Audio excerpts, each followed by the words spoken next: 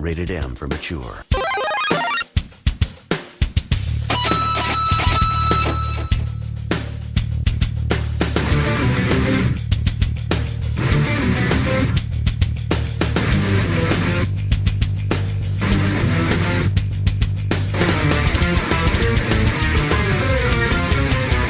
Video podcast is for entertainment purposes only. Have no affiliation with any companies, individuals, or properties mentioned. Any trademarks or copyrights are utilized in fair use and belongs to the entity that is associated with. Here we go! Hey, look at that. We are online and recording. If you only knew the technical difficulties that we have. Welcome to the Super Barley Brothers Show. It is episode 54 on May 28th at the 8:50 p.m. Central Time.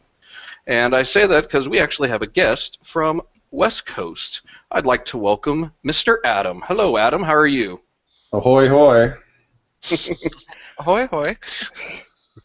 So, real quick, some of the audience knows us, of course, but they might not know you if they're not active in the group. So, why don't you do a little elevator speech about yourself real quick? Yeah, so Jerry and I used to work together years ago when I lived in the old DFW area, and I moved out here to Seattle. I live just north of Seattle, so I'm in the Northwest, the land of the microbrew. Good for all of us beer lovers out here. So Jerry wanted to give you a little background on my gaming and beer likes and dislikes. As far as beer goes, I'm really a Belgian beer, particularly strong flavored Belgian beer. Malty beer is my jam. I'm really big into strong flavored, malty flavored beer. Not so much hop-heavy beer. IPAs are not my jam. Not really into that. So Belgian triples are my favorite overall of all kinds of beer. As far as games go, I'm really a RPG lover. JRPGs particularly. I like the old school RPG style stuff, and also enjoy the sort of action platforming kind of puzzle solving type of games. So your old classic Metroid, Zelda type stuff. Along those lines. I like this guy. I'm sorry. Oh my god. He just can't contain himself anymore. Not anymore. So you said Metroid, and he just went all out. Yeah, no, and first-person shooters are the kind of games that I really don't dig. So, that's about a little bit about me, and I'll pass it back to Jerry here. Oh, thank you. I appreciate it. It's good to join. You are actually our first guest, if memory serves. So this is awesome. Sorry that you had to experience all the technical difficulties that is trying to put this daggum podcast together. But it happens every time, so you won't be the last. Yeah. I can only imagine if we actually tried to do this with all four of us and here and then trying to Google in Adam. But anyways, Mr. Ian out of frame, come back to us. Hello, sir. How are you? I'm here. I'm chill. I'm relaxed. I'm here. I thought I heard a weird noise in my house, so I had to get up and run before shit went down. I'm gonna shoot my BB gun. Yeah. One of the great things about living in a house all by yourself after living with other people for basically your entire life is naked time. Naked time is the most awesome time of the day. I am currently only wearing a shirt, so hopefully I won't have to get up and walk away at any particular point, and you'll see my little jib jabs hanging down. If you do, just turn off your video. Not gonna happen. Not gonna happen. Rated M for mature. Mature, not MA with a X rating. I'm not gonna gyrate.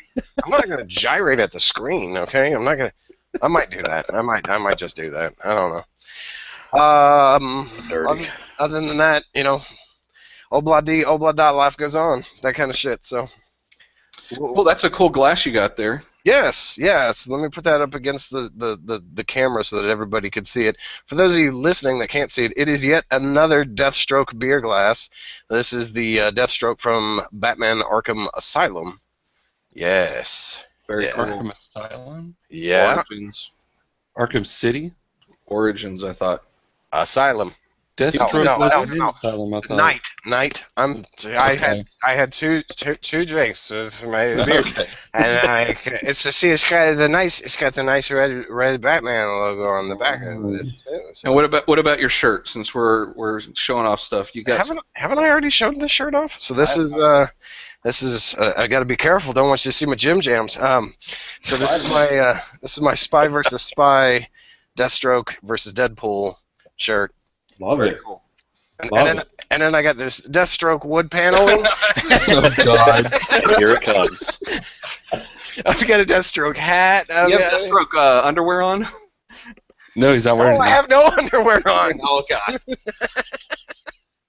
He's free balling it. All right, well, Scott, that's fully clothed. How are you? I'm doing good. Other than going to Kansas last weekend for a wedding that was pretty much meant to be to see my grandparents, who have not really seen that much of their great-grandkids. So went up there, went to go see my cousin get married for the second time, and realized how Kansas living is compared to elsewhere, because the reception for the wedding was held in an actual barn that was being used for harvesting crops, taking care of animals, and it really had a nice smell to the inside, let's just say the least. It smelled like shit, didn't it? A little bit, and it's not good to have a 1-year-old that likes to try to get his hands in anything and almost try to go behind the black tarp that they had covering up the power tools. And of course, like any infant, they're curious about anything and everything that they cannot get their hands on. So it was an event to try to keep him away from that. So it was good. I got to go to a beer store that is in Wichita, where my family is from, and not a lot of Wichita Kansans know a lot about craft beer, so they have a creme de la creme of the rare beers that nobody gives a shit about. I was able to score an Avery's Uncle Jacob's, an Avery Samuel's, Avery's Pumpkin. I got a Creek from Odell, and I also got the Love Child number 7 that we enjoyed today. So I will be going back in about a month for a family reunion, which will be nice to see family, but more nice to get the rare beers that I can get. I was just about to say, I hope you're not going up there for a divorce, because you know. Divorce party. I'll go up to Kansas any chance I get now to just go hit up that beer store. And I hate to use that term morbidly, but I'm just saying, I will go up there for any reason. Wedding, funeral, birth, name it. Birth, rebirth, alien invasion. That's pretty much it for me. We got last week of school coming up, so my kid is anxious to put another 300 hours into Rocket League like he's already probably done anyways, so he's anxious to get out of school. That's about Chomping at the bit, ready to go. Mm-hmm. Yes. I believe it. Jerry. And I'll just pass it on to you, sir. How are you? Go to Jerry. Go to Jerry. All right, hey Jerry, go back to you. I'm always last. Hello. Other than the technical difficulties, I'm doing good. Lots of stuff has happened. Birthday, Civil War viewing, PMP passing. Yeah, I have free time now. I don't know what to do myself. It's awesome. So I started reading recreationally. I'm catching up on the shows with my wife, actually having time to play video games. Zach started daycare full time. Grandma couldn't watch him anymore due to some medical stuff. So Teresa drops off both kids. I still get up at the same time. I still go to work at 8, so I've got like an hour I can play before work starts, and play during lunch, and play before they get home after work. So it's been nice to be able to do that rather than studying. So life is good. I got this cool shirt. I'm actually in my 30s, because they're not really teenagers. They've been around too long, and I'm in my 30s, so it all works out. Oh shit! What did you just crest 30? No. What are you, 31? No, 33. Are you really? Yes. Damn. Well, I'm used to being the old fucker in the groom, you know? Well, I mean, you still are. That will always be your mantle. Goddamn children, get off my fucking lawn! Whatever.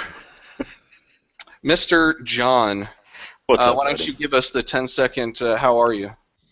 How are you?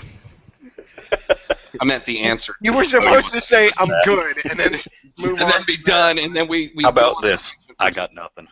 No. How are you, sir? I'm good. I got nothing. Fine. I'm gonna come shoot you. It was made for the camera, ladies and gentlemen. Yeah. It's been busy. It's been crazy. Your son's about to graduate kindergarten, dude. I That's a know. big He's milestone. going into first grade. Exactly. I'm getting old. But luckily, I don't got no more on the way, and I will not have any more on the way. Oh, be Thank you, Ian. quiet. I'm getting old. Fuck you. I'll show you old. We're all getting old. When your testicles start banging along the inside, that's when you're old. Okay. Anything else, John? No, let's go ahead and move on to the next part. All right. Well, we're going to take a quick break, and then we're going to be back with Beer 30. Beer, beer, beer, I'm going for a beer. Beer, beer, beer, I'm gonna drink some beer. I like drinking beer. Lovely, lovely beer.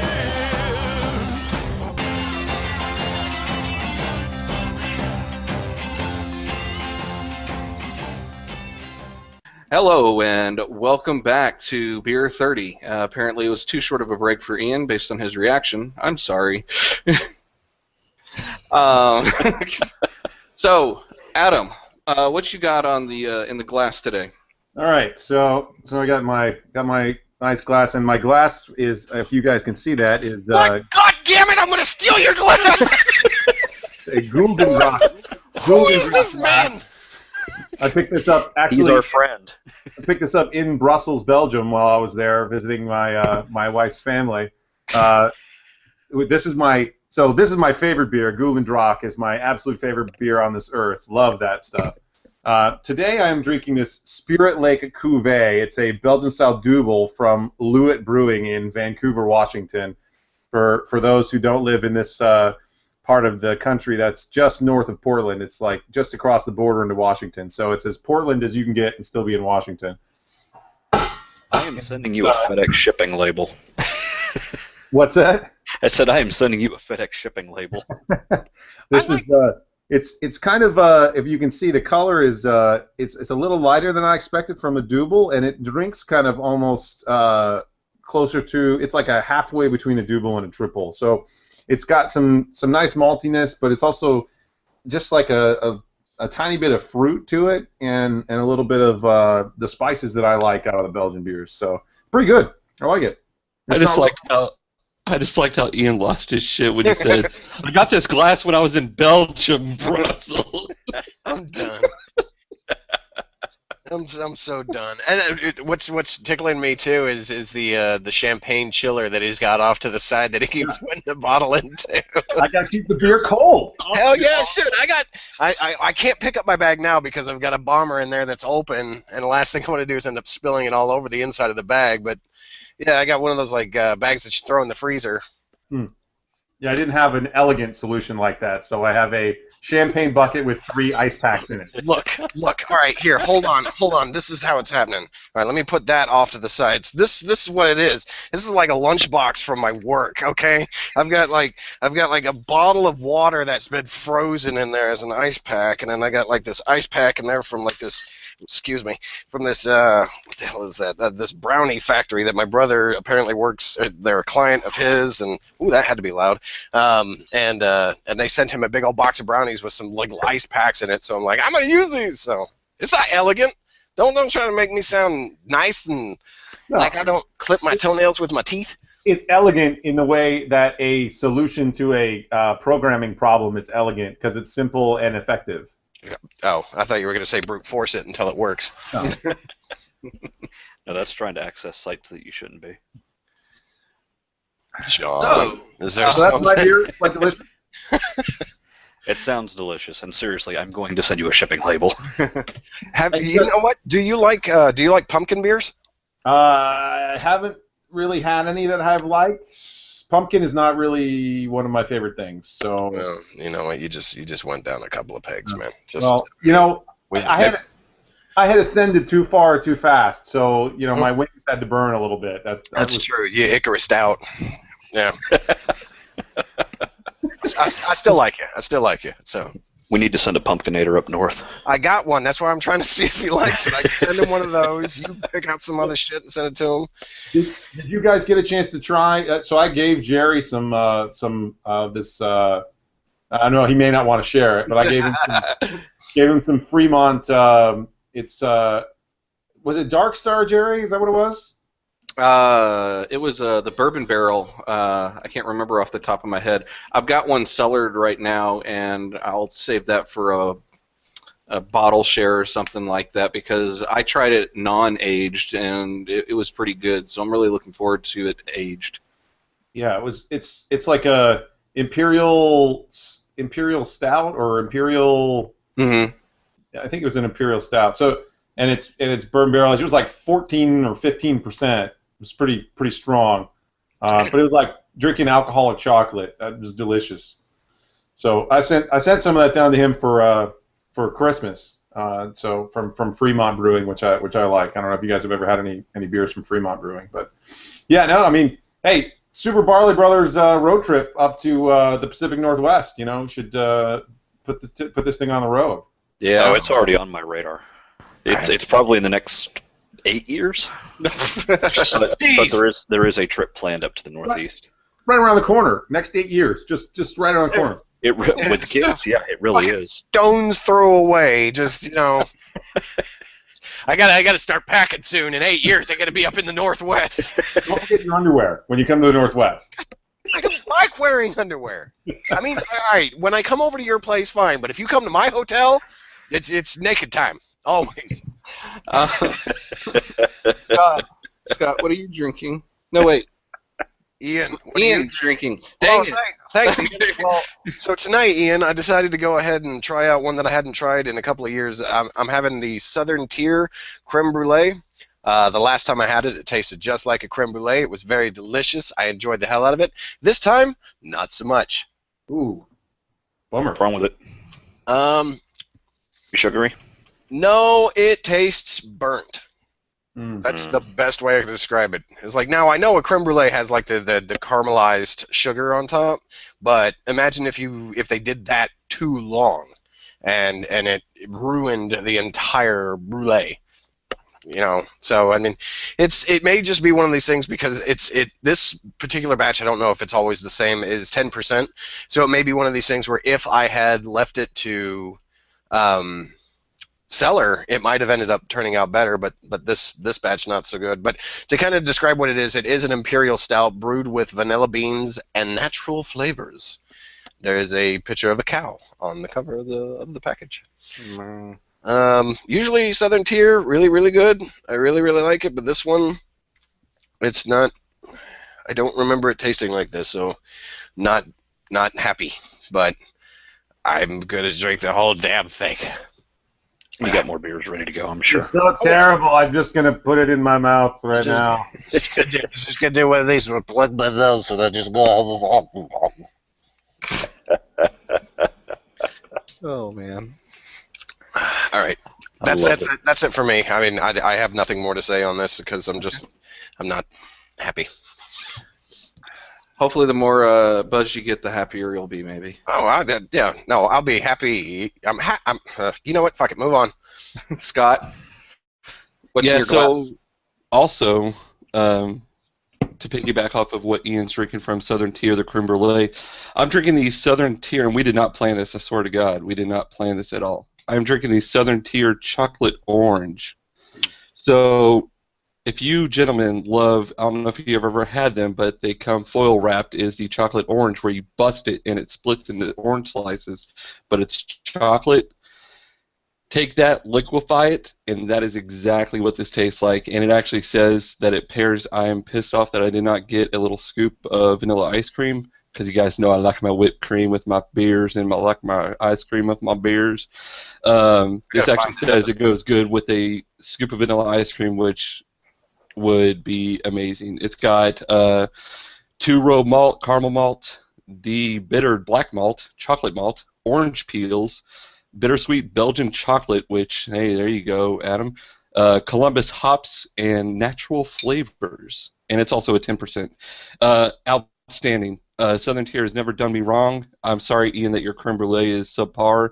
I love that as well. Also, their Warlock is incredible as well. It's a chocolate pumpkin beer. Their regular chocolate is also great. I got no beef with this beer. It is incredible, and this was one of the ones that I picked up because it sold out at our local beer store within about an hour. Ooh. So I was able to get it in Wichita last weekend. So I don't mean to derail because that's what I'm bad at doing, but I thought I'd show this off since you started talking about another Southern Tiered beer. I don't know if I showed this off on this show or not. Good job. Yeah, I've got a friend of the group, Cynthia. She bought. There's someone on Etsy that will actually take a bomber and cut the top off of it and round the edges to make it into a glass. I still think the edges are just a little too sharp to try to drink out of, but I don't know who did it, but I just thought I'd show that out because Pumpkin King is one of the good ones too, but Warlock is the darker and the better of the two. So I agree. Forgot about that one. Thank you for bringing that up. So yeah, Southern Tier, great brewery up north in the Lakewood, New York area.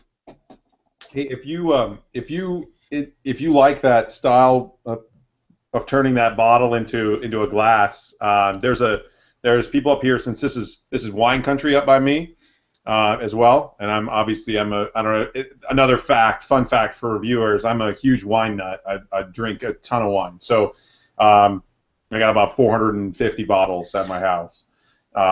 Road trip. No kidding. Like I said, Super Barley Brothers road trip to the Northwest, and we're ready. That 8-year trip just turned into a 2-day trip. We're leaving We Monday. are on our way. Advance it forward. Yeah, there's a bunch of artisans here in the wine country over here that actually do that with wine bottles, where they turn them into like candles and stuff, where they chop the top of the wine bottle off and turn the bottom part of the wine bottle into like a candle. So they can do the same kind of thing. So I imagine if you had like a bottle that you really like loved, I know one of the guys who does that. I could probably, if you ended up here, you could probably take one of those bottles and get him to chop it off and turn it into a glass for you.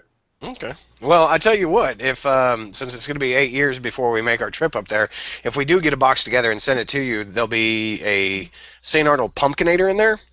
You just take that bottle, unless you like to hold on to your bottles. So, but if not, just take that one, have them cut it, and ship that one back to me, and then we'll call that good.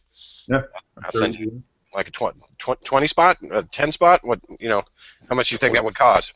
I'm sure $10 probably be good. I mean, the candles don't cost much more than that, so I can't imagine it'd be much more than that. Yeah. I have to ask the guy. He works at one of the wineries I belong to, so I could just go ask him next time I'm in there. Belong to? Is this like Yeah, a cult? I'm a member at 4 wineries, so yeah, no, I have a problem. Do you have do they have the little card that's on your key ring that they have to scan at the checkout? It's more of an RFID tag that they implant in your body. You scan it as you walk in. Nice. They know where he is at all times. As long as it's not like a Beautiful Mind where you got to hold your arm underneath some UV light and look at Or the code that Minority shows Report it. with the retinal scan. Oh, welcome back, Mr. Dirks. How are you? I see you've A consumed secret door opens up in the back. 432 bottles since the last time I saw you. Would you like another 400? Can we get you a pallet? Oh, God. Back to you, Jerry. Pass it on to yourself. So, What are you drinking? Let's see if I can get this in focus. This is Infamous Brewing, and this is called Sweep the Leg. Ooh. This is it's got a little bonsai tree on there too. Yeah, show the other side. And then Cobra Kai. Yeah. You want me to save this bottle for you, Ian? No, because I've been trying. I want to try it. So, well, let me hear what you think about it, and if you don't like it, then yes, I want you to hold the bottle. I mean, I like it, so let's read the thing real quick. Peanut butter and chocolate are a match made in heaven. Sweep the Leg has a roasted peanut nose and a subtle but noticeable peanut butter finish. In my opinion, the last statement is not true right now. The finish that I get is more of the dark chocolate. It's more of the bitter type malt, but the nose is definitely peanut. And I get more peanut butter actually at the first taste rather than the second. The mouthfeel is a little bit more frothy, actually, than I was expecting. Overall, I mean, I think it's a good beer. Will I get it again? I'd probably not, but I wouldn't call it a bad beer. So if you haven't tried it, it is at least worth a try. Well, you had me at peanut butter. Yeah, it's nice, dark stout. When I first poured it, and I even poured it right, glass tilted. I swear the tan head was about 2 inches. Damn. It was a quick pour all of a sudden. So it's good. It leaves a bit of a cotton mouth aftertaste, though. I've got water that I'm going to have to hit up in here in a second. But overall, pretty good. If you haven't tried it, I'd give it a go. Mr. John, what is in your glass? Nothing is in my glass, but I'm doing it straight up. I've just got the I've got the can of the Raja Double IPA from Avery out in Colorado. And I am doing this straight from the can. Because you know what? I can. And it's fine. He's a rebel without a can. Pretty much. My jokes were shitty. Careful, we'll bust out some Moulin Rouge. Because you can. Yes. Whoa. Yes. We've been married too long. Shit, dude, I I've been with remember my that wife. from when I was married. Well, yeah, there you go. I've been with my wife for a very long time. So, yes. Yeah, didn't you guys just hit like in 10 years? That's only married. Tell them, hey, doesn't for us, count. yeah, John, tell them for the podcast listeners and everybody, how long have you actually been with your wife? 21 years. Wow. Not Now high ask school me how old. sweethearts. That's junior high school sweethearts. That is 8th grade going into 9th grade. I'm surprised you're still alive. He hasn't like put a gun in your mouth and pulled the trigger. Fuck, I wanted to after 2 years. Why do you think that I work an hour from my wife? Oh, God. High five. High five right there, buddy. Come on. Damn. It's a good thing she doesn't listen to this. That you know of. Oh, she doesn't. I'm going to send her this one. She's not one of the 11. You might be. We have 11? We hit double digits? Although because Adam's on here, we may reach 12 to 13. Yeah, I'm expanding our regional reach to the northwest. There That's we go. right. Yay. If we put in a wine segment, you think we would get some more? I'll put in a wine segment. Hey, just don't go down that rabbit hole because I will go way too far down that rabbit hole. I can put in a wine section, but it wouldn't be about the liquid. Be about the verbal type. Oh, It's Lord. just not good. I woke up today and it was just so bad and I didn't want to go on. Wine and wine go well together. So Becky, he's cheating on me. have another rosé, please. My boyfriend's a bitch and a whore. How are you? So what do you think of the drink? Did you say anything on the actual taste, John? Oh, the Raja? The Raja Yeah, is it's actually good. really good. Matt Stroud, one of our other cohorts on the group, he actually left this can for me back at the party, and told me to take it home. So that's what I'm drinking. I like it. I like it a lot. What party? A birthday party for a chitlin. All right. I'm just trying to keep track Believe of how me, many you don't times you guys want to don't be there. Oh my gosh! It was And I'm about to add another kid to that. how mix. many kids? I think we had 12 kids there. No, not that many. Hold on. Jeez. Are you sure about that? Count them up. Come on, Scott. Now, Adam, as much as we might complain about kids are still great. I love my kids. Don't get me wrong. But when they get together with 10 other knee biters, it's really loud. Chaos. Pure chaos. All right, Scott, what was the final count? I think it was like 9 or 10 because it's 8 between us 4. Don't forget, And Ollie then there was hers. Kendra's son that was there briefly. Yep. And then Holly's sister who was there briefly with their baby. Yep. Oh, I forgot. I forgot Matt and the 2 girls. So, yeah, that was 12. You're right. Sorry, my bad. I'm wrong. Good job. It's not something I'm unfamiliar with because I have 27 cousins. Holy crap. So I grew up with, there was like me and then my cousin Linda and then my sister, and then there was like another gap of 4 or 5 years before the next kids. So So it was like me, then my cousin Linda was 2 years, and then my sister's 4 years. So there's another 5 years. So I was at least 9 years older than the bulk of my cousin. Wow. So, And that's my son. He is 7. He'll be 8 in a month, and he is about 6-7 years older than, well, except for John's boy Tony, who's 5. He'll be 6 this year. So yeah, he's. so I'm used to that. Bunch of little rugrats running around. When we go back, He kind of plays babysitter in a way. So yeah, Actually, he does pretty good with the kids. he does really good. Yeah, it's really cool. Not mine. Mine's the introvert. Well, Brendan He's is like too. me. Get to know you.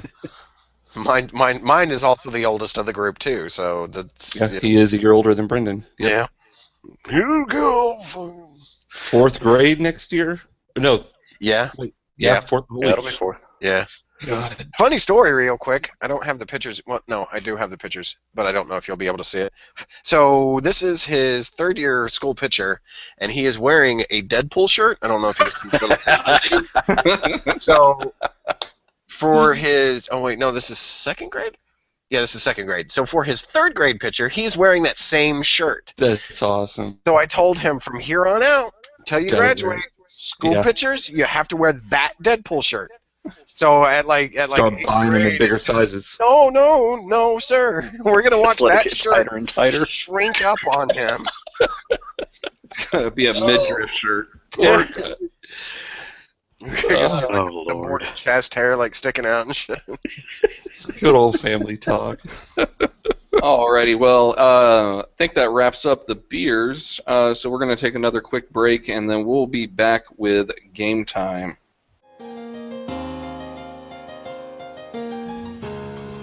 I want to play a game.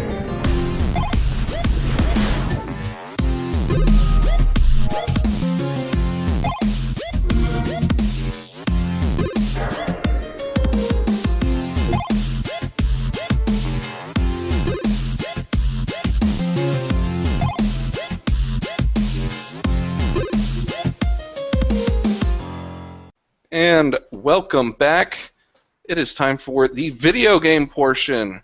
Woo! Hey. The system is down. Okay, sorry. College days. Adam, so I'm not going to ask what have you been playing since the last time we talked. I'll just ask you, what have you played in the past couple of weeks? So I also I feel like I have to call out that reference to Strong Bad because that was excellent. Stop playing with the light switch.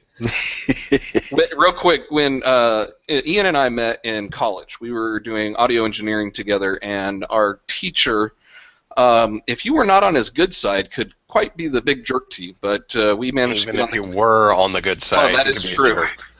But every class, he would actually start out with the latest Strong Bad episode that was, or Homestar Runner that was aired, and that's how I was introduced to it. And Ian and I constantly have flashbacks with that kind of stuff. It was either that or Joe cartoon with the Superfly. Oh yeah. Oh, I fucked your mama. I fucked your mama so good. Superfly. Yeah, no? All right. Oh, college. Yeah, those were the days. Strong Bad. Can you play the guitar? Yeah, I can play the guitar. I play the tremolos, the arpeggios. I get all the way down to the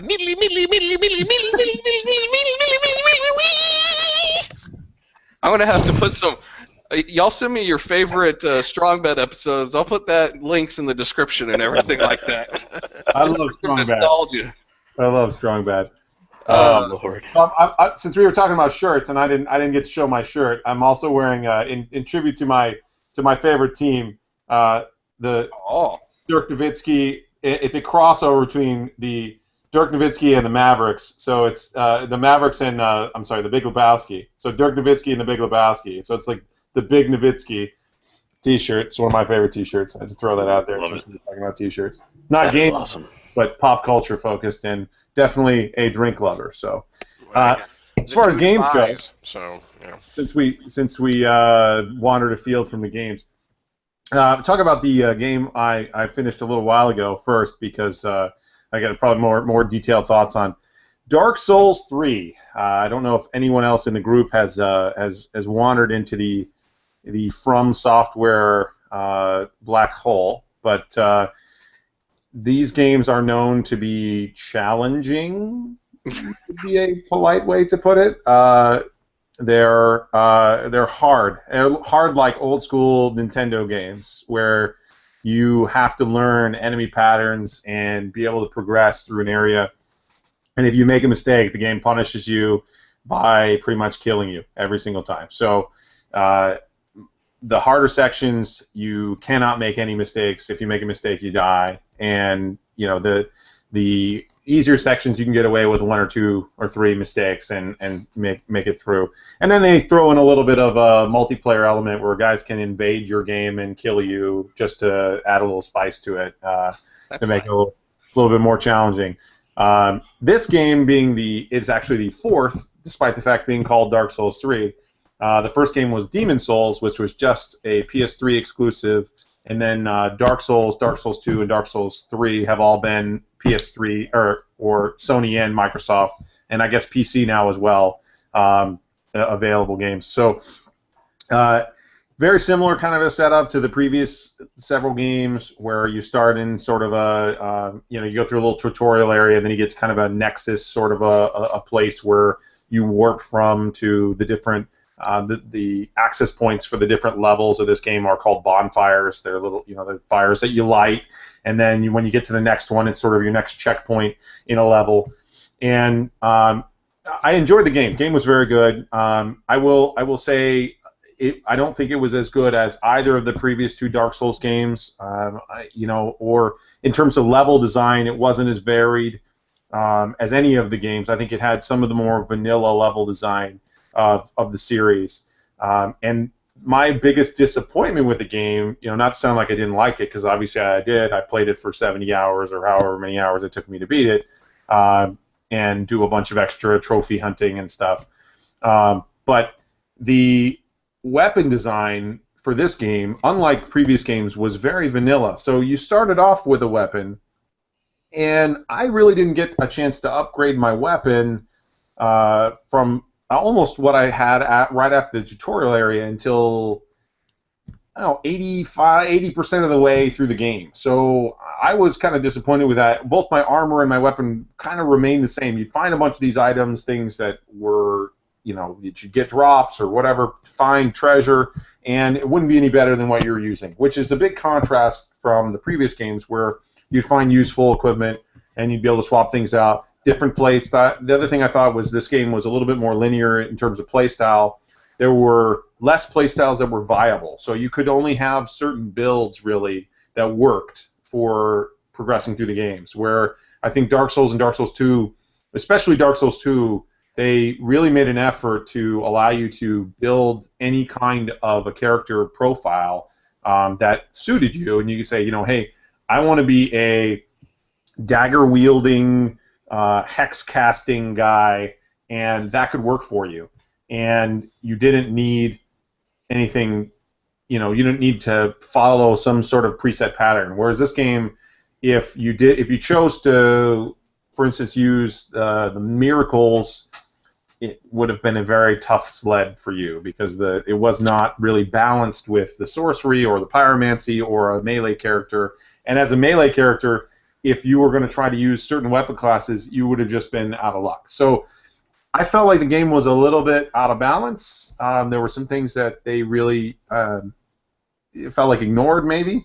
Did it detract from enjoying the actual playthrough of the game? The game, still a great game, but it was having to measure up from its predecessors. Being the 3rd game, these are not things that I would have expected it to have challenges with, because they weren't things that previous games had struggled with. So I enjoyed the game, played it all the way through. Obviously, as I said, my buddy and I were playing and talking about it, and he actually went back and platinumed it on PS4, which you have to play through 3 different times in order to do. So it's an enjoyable game. Don't take my review as a negative. But if you've played the previous games, it's definitely missing some pieces that previous games have hit in a better way. That could have made it a really, really exceptional experience. There's also like a series of they call them covenants, which you have to join, and they require you to do certain things and level up during the course of the game that, frankly, many of them just sort of felt like copies of each other and just sort of tacked on, where, again, previous games had them all be very variegated, very different in terms of what you had to accomplish and the reason behind the covenant. So it just felt like a number of things about the game were kind of skin deep. Like they put the feature in, or they put the function in with the different things, and they were there, but they didn't really add value. So I finished that a couple weeks ago, and then I was just talking with Scott before we kicked off here. I had never had a chance to play any of the Uncharted games, and Uncharted 4 just launched this last week or so, and I picked up, when I got my PS4 at Christmas time, I picked up the Nathan Drake collection. So same buddy I was talking about playing through Dark Souls with, we decided to kick off playing the Uncharted games and play them on the hardest difficulty. So we started playing on brutal difficulty on Uncharted 1, and I just finished that last week, and then moved on to Uncharted 2. So been playing Uncharted games. Enjoy the games. Some of the levels, brutal is a applicable description for the difficulty level. It is quite hard. You can take 2 or at max 3 hits, and you are dead. So I think I have actually died more on Uncharted Brutal than I did on any Dark Souls game. It was challenging, very challenging. Did enjoy the story. The commentary from the characters, really fun. Anybody who hasn't checked those games out, the remastered versions look really good on PS4. I'm as far from a graphics whore as you can get. I'm all about gameplay when I talk about playing these games, and the gameplay is good.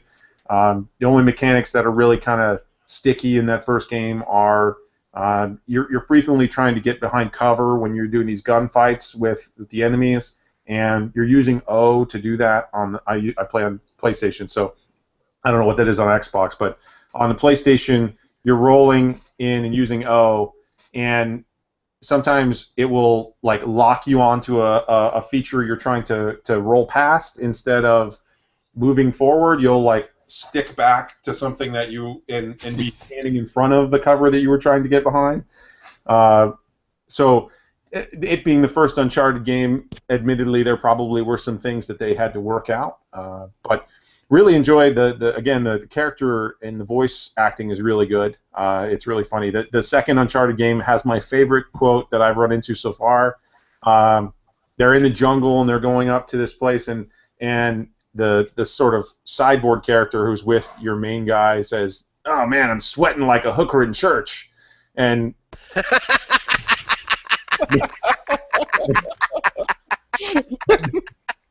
Nate, who's the main character, says, "You brought a hooker to church?" And the guy goes, "Yeah, why not?" So that's Uncharted in a nutshell. I really enjoy it. It's quite funny. The levels are interesting, especially Uncharted 2. There's a bunch of different styles of levels, and they up the ante with the graphics a little bit. Different types, more types of weapons and things that you can use, more sneak attack type stuff you can do too. So really great games. If anybody hasn't picked that up, I strongly recommend picking up that remastered version, and you don't have to play through it on brutal difficulty and be a masochist like me. You can play through it on normal or easy. It's quite easy on easy, so you don't have to fight through hordes of enemies and die every time somebody hits you. So I got a couple of quick questions for you. First, let me just throw this out there. If you really enjoy the bejesus out of the Uncharted series, after you get done with that, if you haven't already, you should check out the new Tomb Raiders. Like, of course, start with the Tomb Raider Definitive Edition. Yeah, for 2013.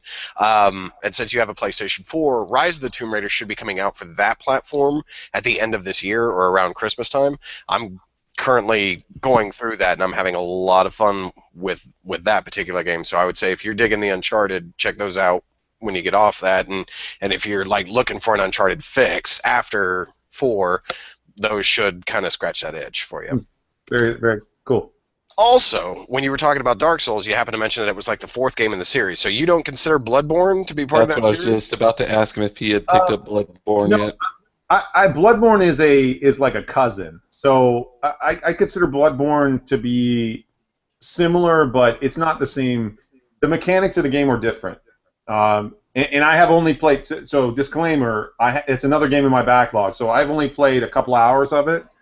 And the mechanics of everything in Bloodborne are different. Like you start off with a weapon and a gun, and the mechanics of Bloodborne require you to use the gun as a parry mechanism, like you shoot somebody instead of parrying a weapon, versus Dark Souls, which is all, you know, sword shield, or, you know, you're using a catalyst to cast sorceries or whatever. And everything in Bloodborne has been sped up. It's almost 1.5 times as fast in terms of reaction time. So it's based off of the Dark Souls structure, but it's sort of an experiment in a diagonal direction. It's slightly different. So I wouldn't consider it a Dark Souls game, but it obviously was inspired by the Dark Souls universe. So that's how I look at it. I was just curious because the lore is also connected between all those old Dark Souls games. So when you get to Dark Souls 3, if you've played all the previous games, there will be callbacks to some of the you know, mysticism and lore that you've discovered. Again, if you're a nerd and you really go in and look at all this stuff, and you dig into the details and don't just go plow through and play the game. If you pay attention to that stuff in Dark Souls 3, it calls back to a lot of the stuff from Dark Souls 1 and then occasionally to Dark Souls 2, because they're all set in the same world over a different set of time period. Demon Souls is its own animal and is not really connected to any of the Dark Souls games, but the mechanics of everything was completely derived from Demon Souls originally. Toughest game, by far, of the group. Demon Souls is way harder than the rest. Yeah, I remember buying that on launch day and literally putting it in when I got home, playing it for 10 minutes and going, yeah, it's hitting for me. And I returned it and got my credit because I was like, no, I can't figure out what the hell to do, and I don't like dying this many times because I'm not a child anymore, and I like satisfaction out of my playtime. Hey, Scott. What? Get good. Get good. Yeah, get good.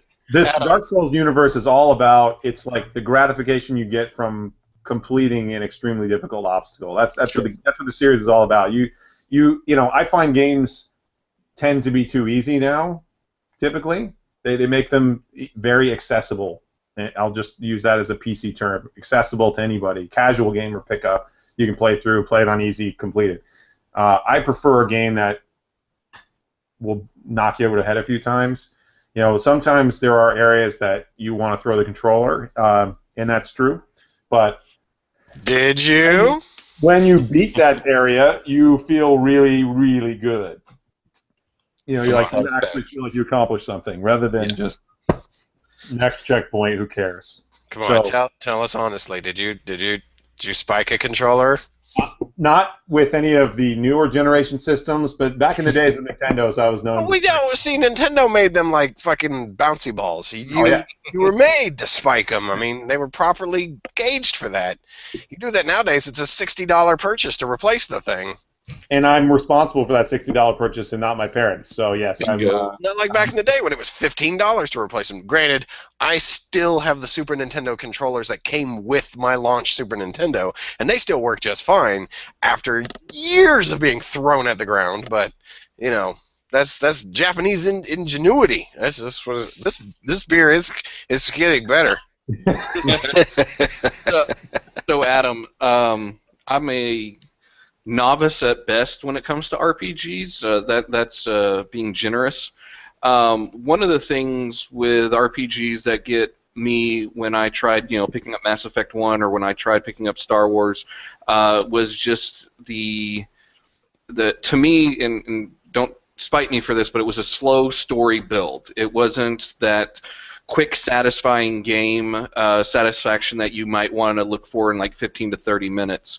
With the Dark Souls, is it more action-oriented and the RPG is just basically the leveling system, or is there a lot of story and talking to people and reading things as well? Yeah, no, there's almost none of that in Dark Souls. It's pretty much... The story in Dark Souls is sort of there, but it's in the background, and you can search it out or ignore it, really, and just sort of progress your way through the game. So the game really is just about surviving your way from one checkpoint to the next, to the next, to the next, to the next, and completing all of the things you have to do in order to move things forward. If you're interested, you can search out some of the lore, like I said, in terms of the game, and learn why some of these things are happening. But it's a little bit buried in terms of the game. It's not like, I wouldn't call Dark Souls an RPG. I don't really think it's a traditional. It's definitely not a traditional RPG. Maybe it's an RPG variant, because there is a leveling system built into it, but it's more of an action platformer, where you're moving through these levels and having to solve the rhythm and the pattern of the enemies in the level, and then when you get to the boss, having to solve the enemy boss pattern, because every boss is unique and frequently gigantic, and so you have to figure out what is the weakness of this boss. How, if you're a melee character and this boss is weak against magic, how do you figure out a way that you're going to be able to survive long enough to do enough damage to kill the boss?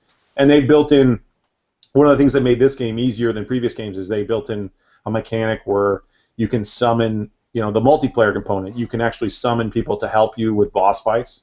So you can summon up to 2 people to help you complete an area or complete a boss, which frankly makes most of the bosses way too easy. 2 people is way too much help. 1 person, if you get to a really tough boss, I think it's somewhat fair, but two is too much. So you can bring in other people to help you clear something that's just got you smashing your head against the wall.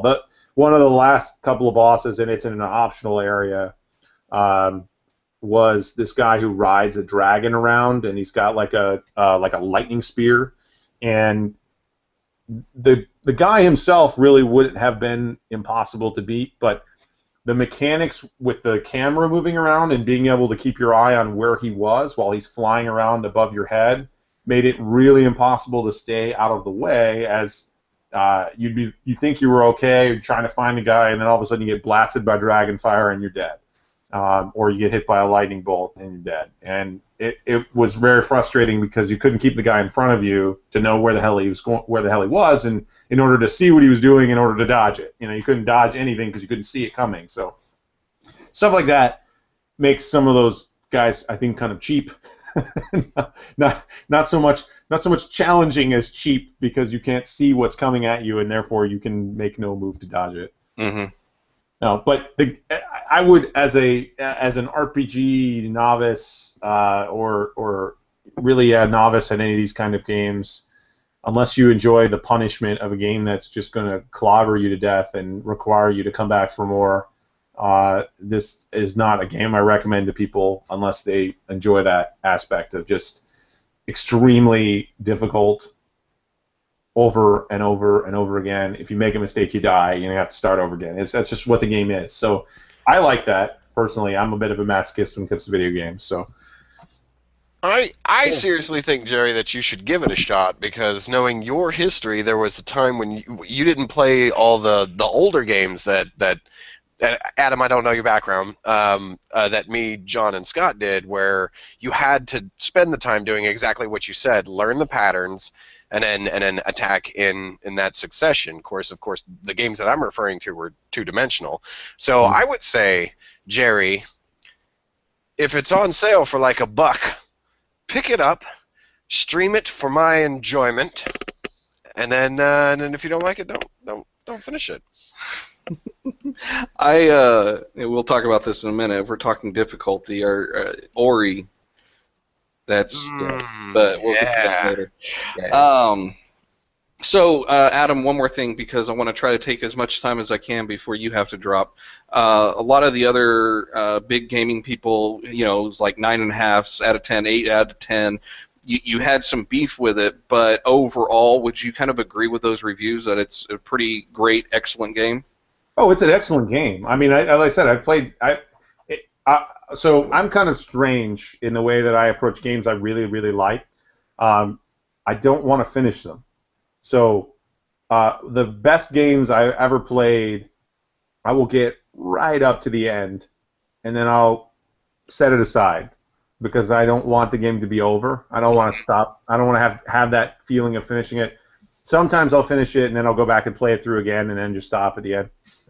But this is the first of these Souls games that I've actually finished, and it's a great game. So again, don't let me take away from the gameplay. If this was your first entrance into the series, you would enjoy it. I mean, if you like this style of game, it's a great game. There's a ton of stuff to like.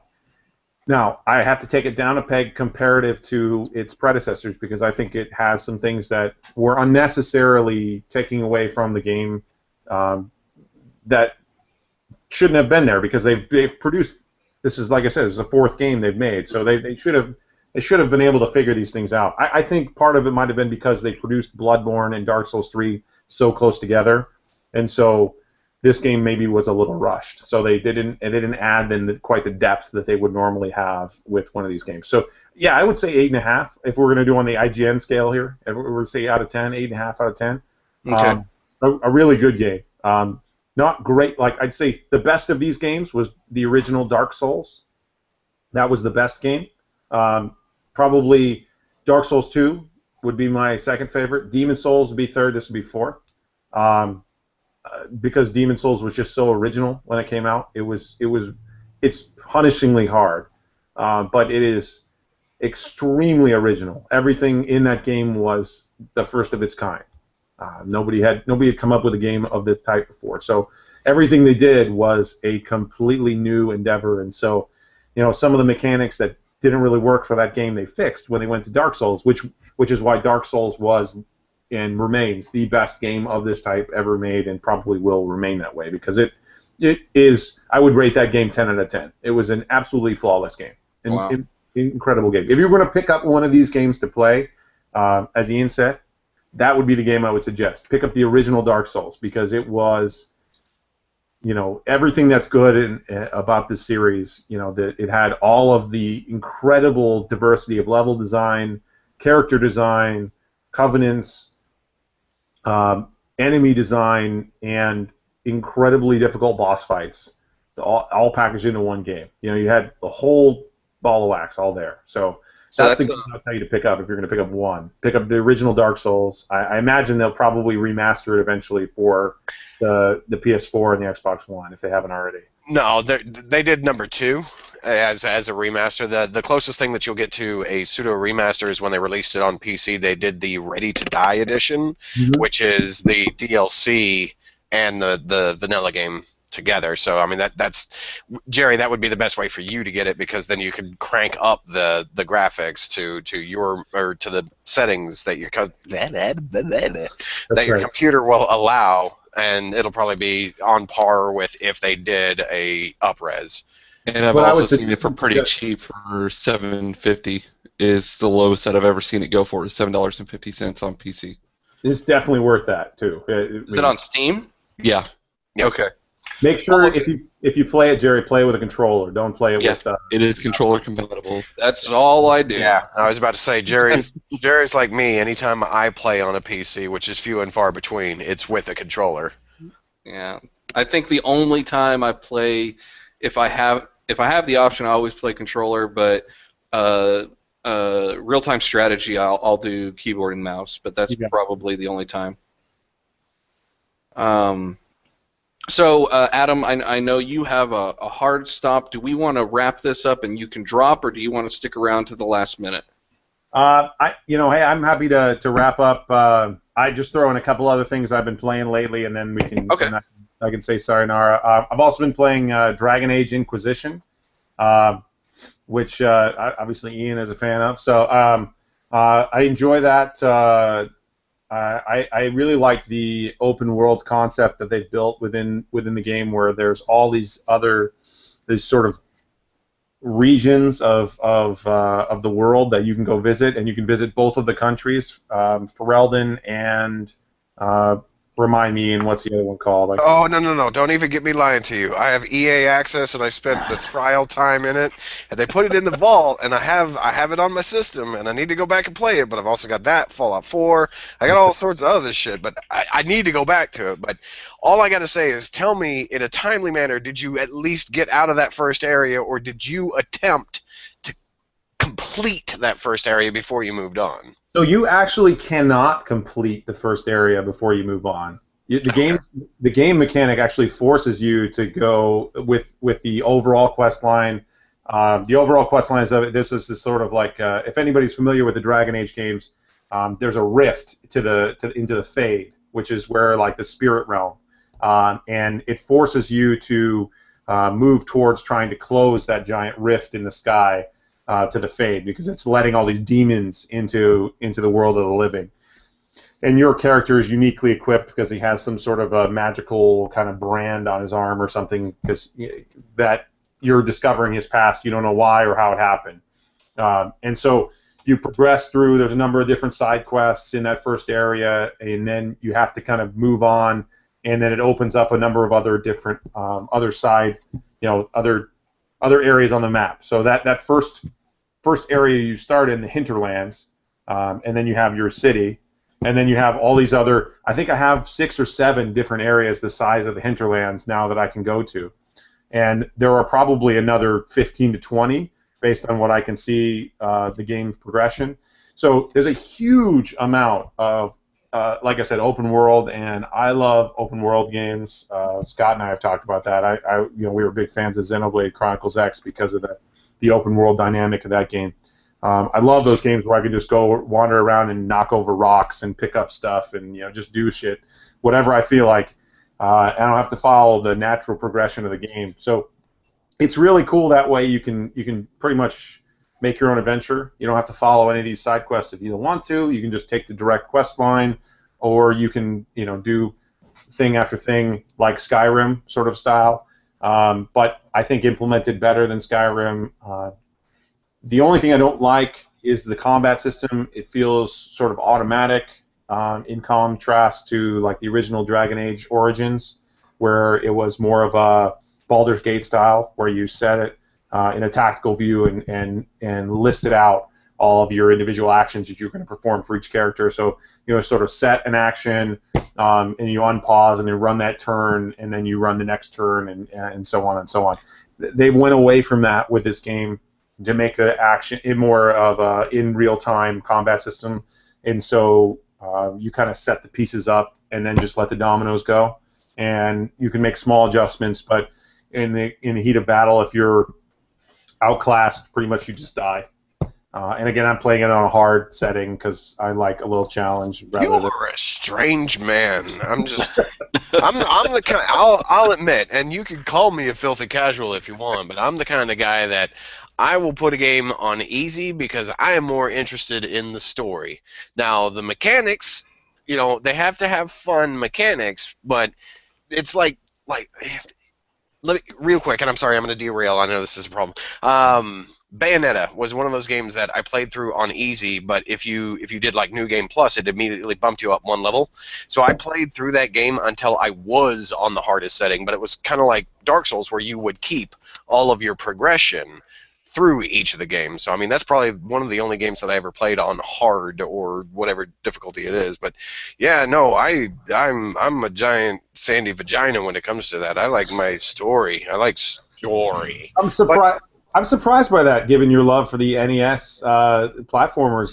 That you like playing those old hard games, which were all difficult. Yeah, but they didn't have any story, so that's my thing. Is like I had to play it the way that they did it, and now there's story in these games. Of course, now keep in mind all these horror games I play. There is no easy option. It's normal or fucking nightmare. So I do normal because I'm not.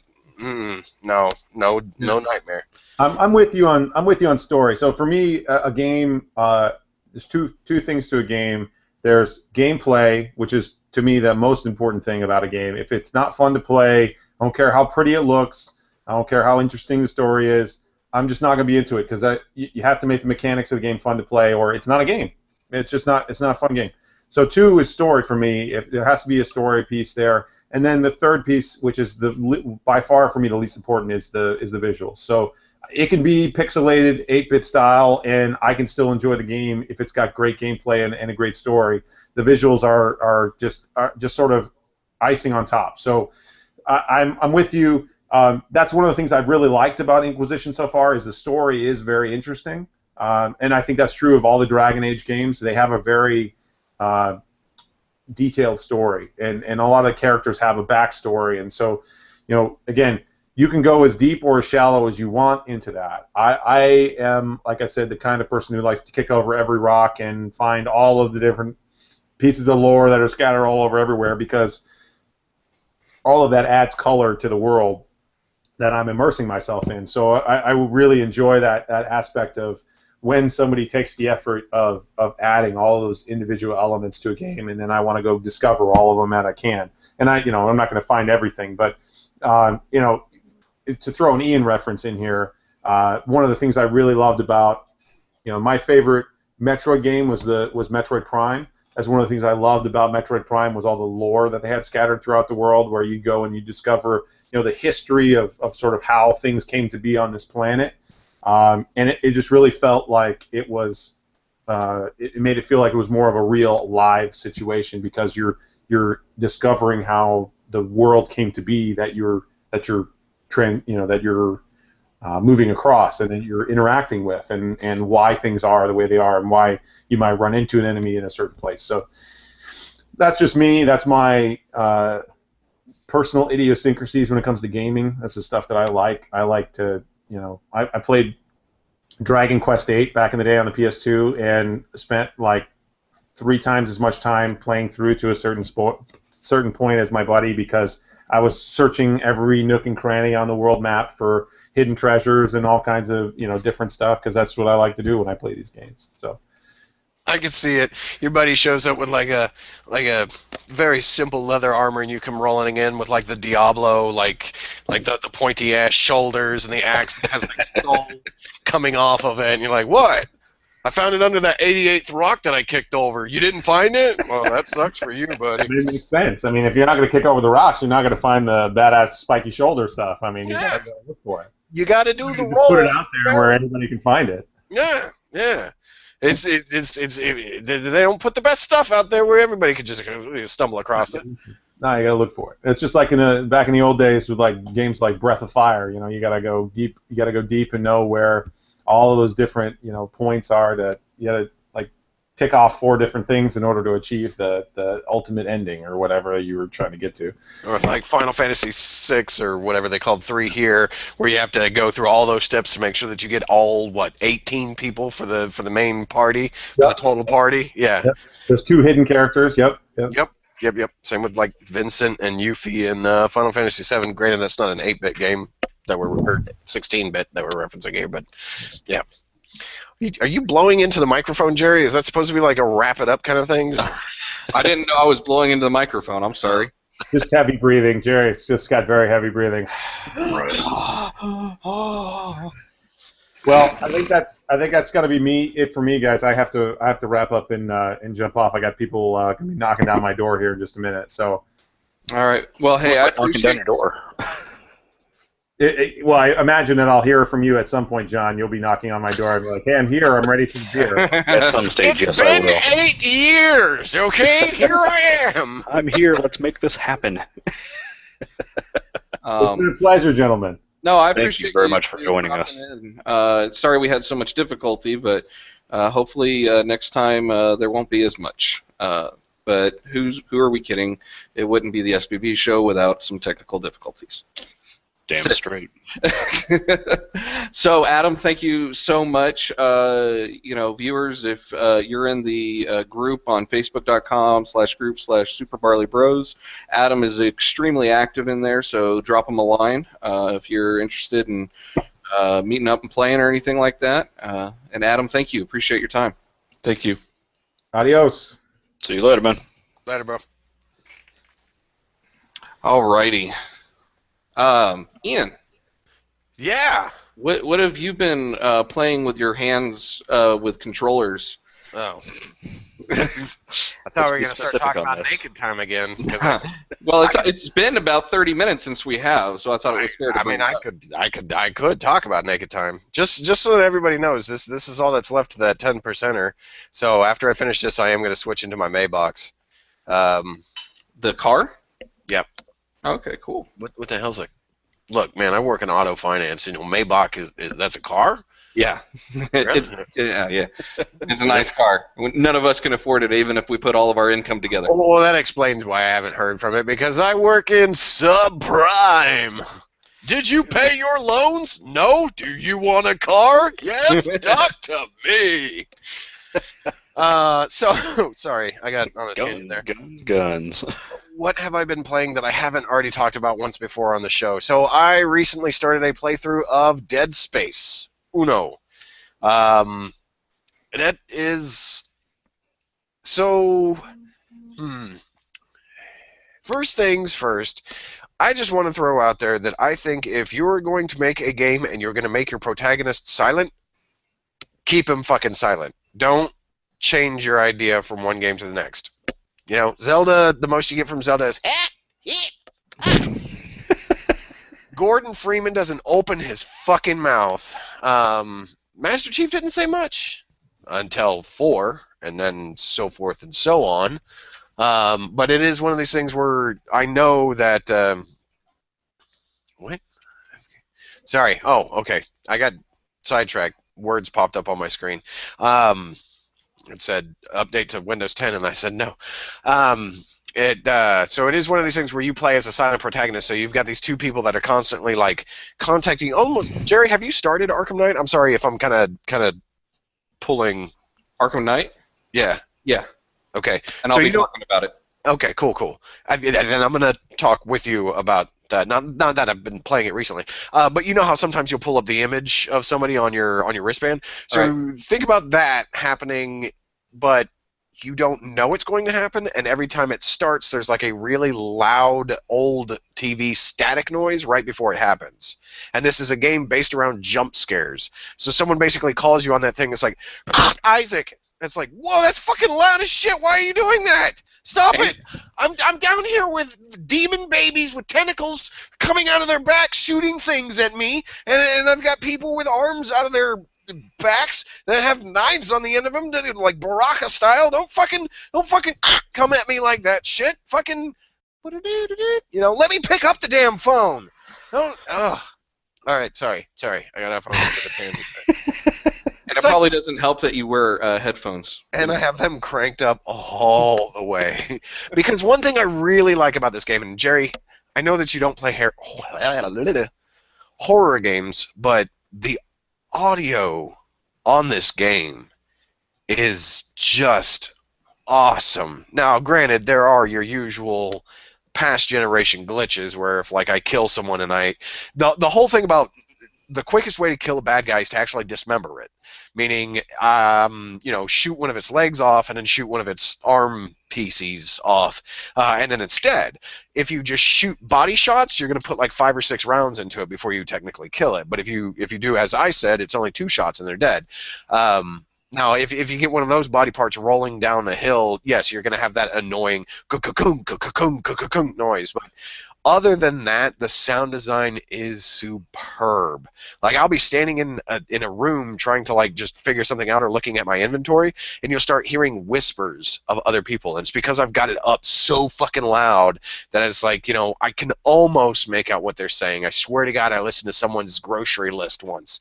I'm not sure. I'm not 100% on that. But that and the sound effects when you're shooting people, the guns or whatever you want to call it, well, let's call them guns. The guns in this game, the sounds they make, they're very thuddy, so they sound like they've got real impact. And then there are larger enemies that when they're hit with your weaponry, they have a very meaty sound. And this comes to the fact that when they were doing the sound for this game, I can't even remember who did it. I want to say it was Visceral, but I could totally be wrong.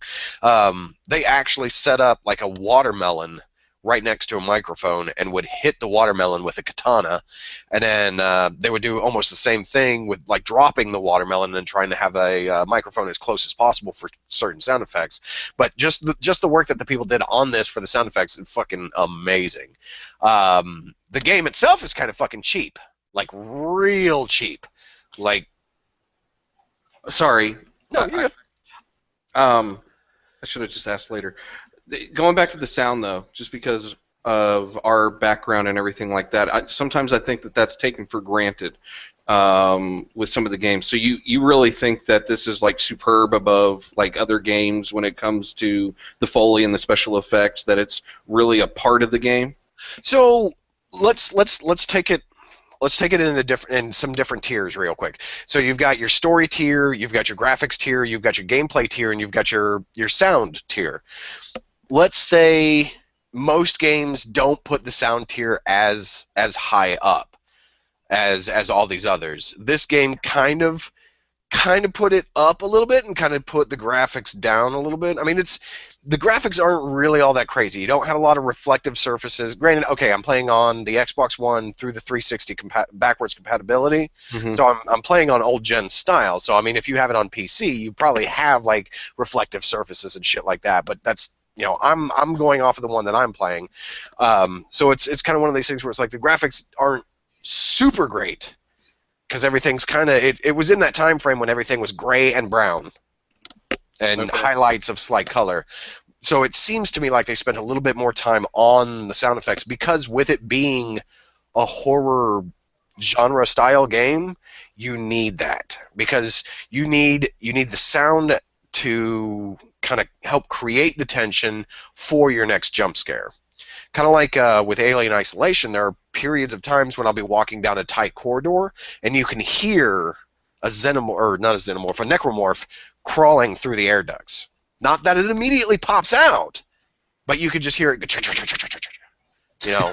And it's going to get your attention. Oh, does it ever? Again, feel free to go back and watch my videos, and I'm sorry to plug in the middle of my conversation on Late Night Enforcer's YouTube channel. I've got all of those videos up. There's some popping daily, but I've got it like cranked all the way up on my headset. So it's one of these things where when I start screaming, it's because it is loud as fucking balls right in my ears. So I can hear every little movement that they make.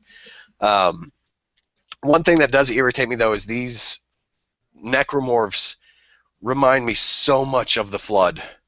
And the Flood was the one thing in Halo that I absolutely, positively, mother-funkin' hated. I agree. All the time. In fact, when they announced Halo Wars, I was like all sorts of jazzed, and then they were like, "Hey, guess what? We're gonna put the Flood in it." I'm like, why ruin it? Leave the Flood out of the game. Like ODST and Reach are two of my favorite Halo games because they were the first ones with no Flood at all. 4 and 5, they're all right.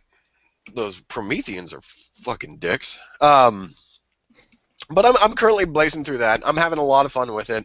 Other than that, there's not really anything else that I haven't already talked about that I've been playing. I do want to get Doom real bad, but the fact that now I have to carry this house by myself, and I'm not saying that in a bad way, it's not something that I could just go out and buy immediately. So I'm waiting on the pins and the needles to hear what John has to say about that. So, I mean, that's all I got about Dead Space. Oh, but I do plan on, as long as they make the rest of the series backwards compatible, I will play 2, and then I will get my buddy Ryan to do 3 with me, since I think John and Scott, you guys played 3 together. We did.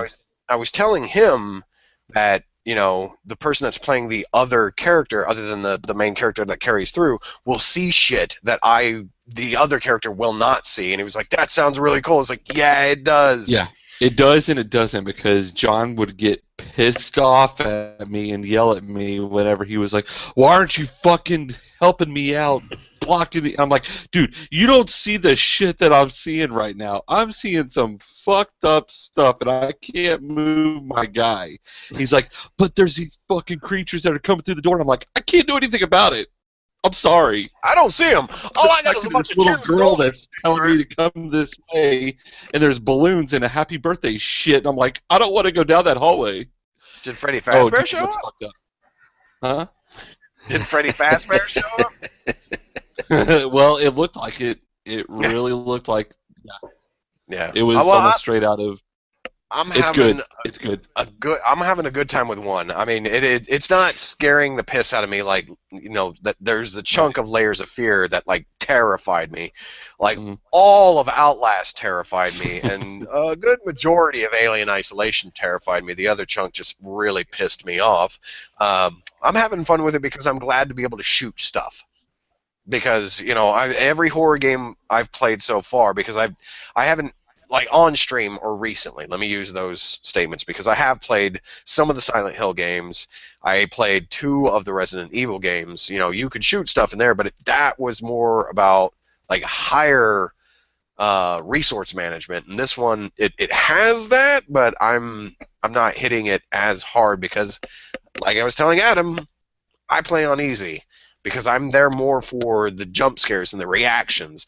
I don't want to spend 18 minutes trying to kill one motherfucking guy when I'm doing a stream, because I want to get from one jump scare to the next, because nobody is entertained with me. Well, I mean, they're probably entertained with me screaming at the game because it's pissing me off, but they're more entertained when I'm like, no, fuck, I don't want to, no, So, it's fun. I'm having a good time with it. So, I recommend Jerry checking it out on his next Extra Life stream. I still, this is going to be the 3rd year of me trying to play Alan Wake. Look. Okay, so this is what you got to do. You got to get like a plastic syringe. You got to pour a little bit of water in it, and then a little bit of vinegar in it. And you shake that up, and then just spray that right in your vagina and clear that out, and finish the fucking game, Jerry. All right, you finished Quantum Break, didn't you? Well, yeah, that's not scary. Finish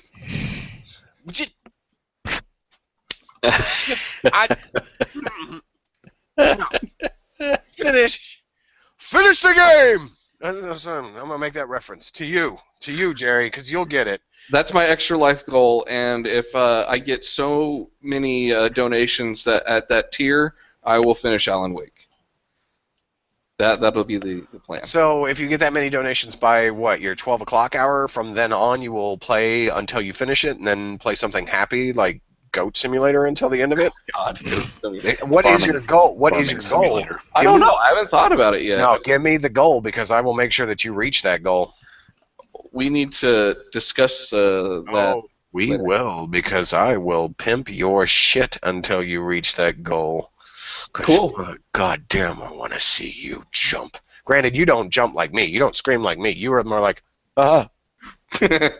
So it's kind of one of these things, like, is it really scary, or are you just uncomfortable? I hide my emotions for Spock, you know. I put it down. I put it deep down inside, and then when I turn off the camera, it just bubbles all up, and I'm out in the backyard crying with a bottle of cognac, just deep down in it. Thank you, John. Thank you, John. You're the only one that's laughing. Nobody else finds it. I'm laughing. Scott's just muted. He doesn't want to laugh at all. I was just laughing about the impersonation that you did of Jerry being scared, going, Seriously? Well, all right. If we're gonna do There it goes. impersonation, if I'm gonna impersonate anybody, Jerry at least has more balls than someone who's playing Five Nights at Freddy's and knows when he's gonna get fucked, and all of a sudden you see his phone come up out of nowhere to cover his face, so he doesn't have to watch the guy go all up in his. Yeah. Bring your phone up now while you're looking at it. You fucking pansy. I had to hear about that because I couldn't watch you while I was doing mine. who called me out? I want to know. Cynthia called you out on that. Okay. You deserved it. Scott. I will right. remember that. That's all I've got. So I don't know who's next, but while you're talking, at some point I'm going to step away to take a urination. Mr. Scott. Nation? Well, I'll be real quick.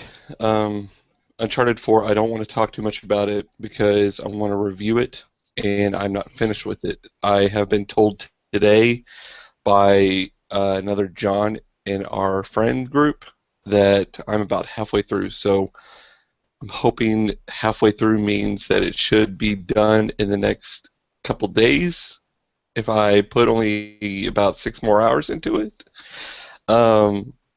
But yeah, I don't want to talk too much about it because I want to review it and talk in great detail about this game.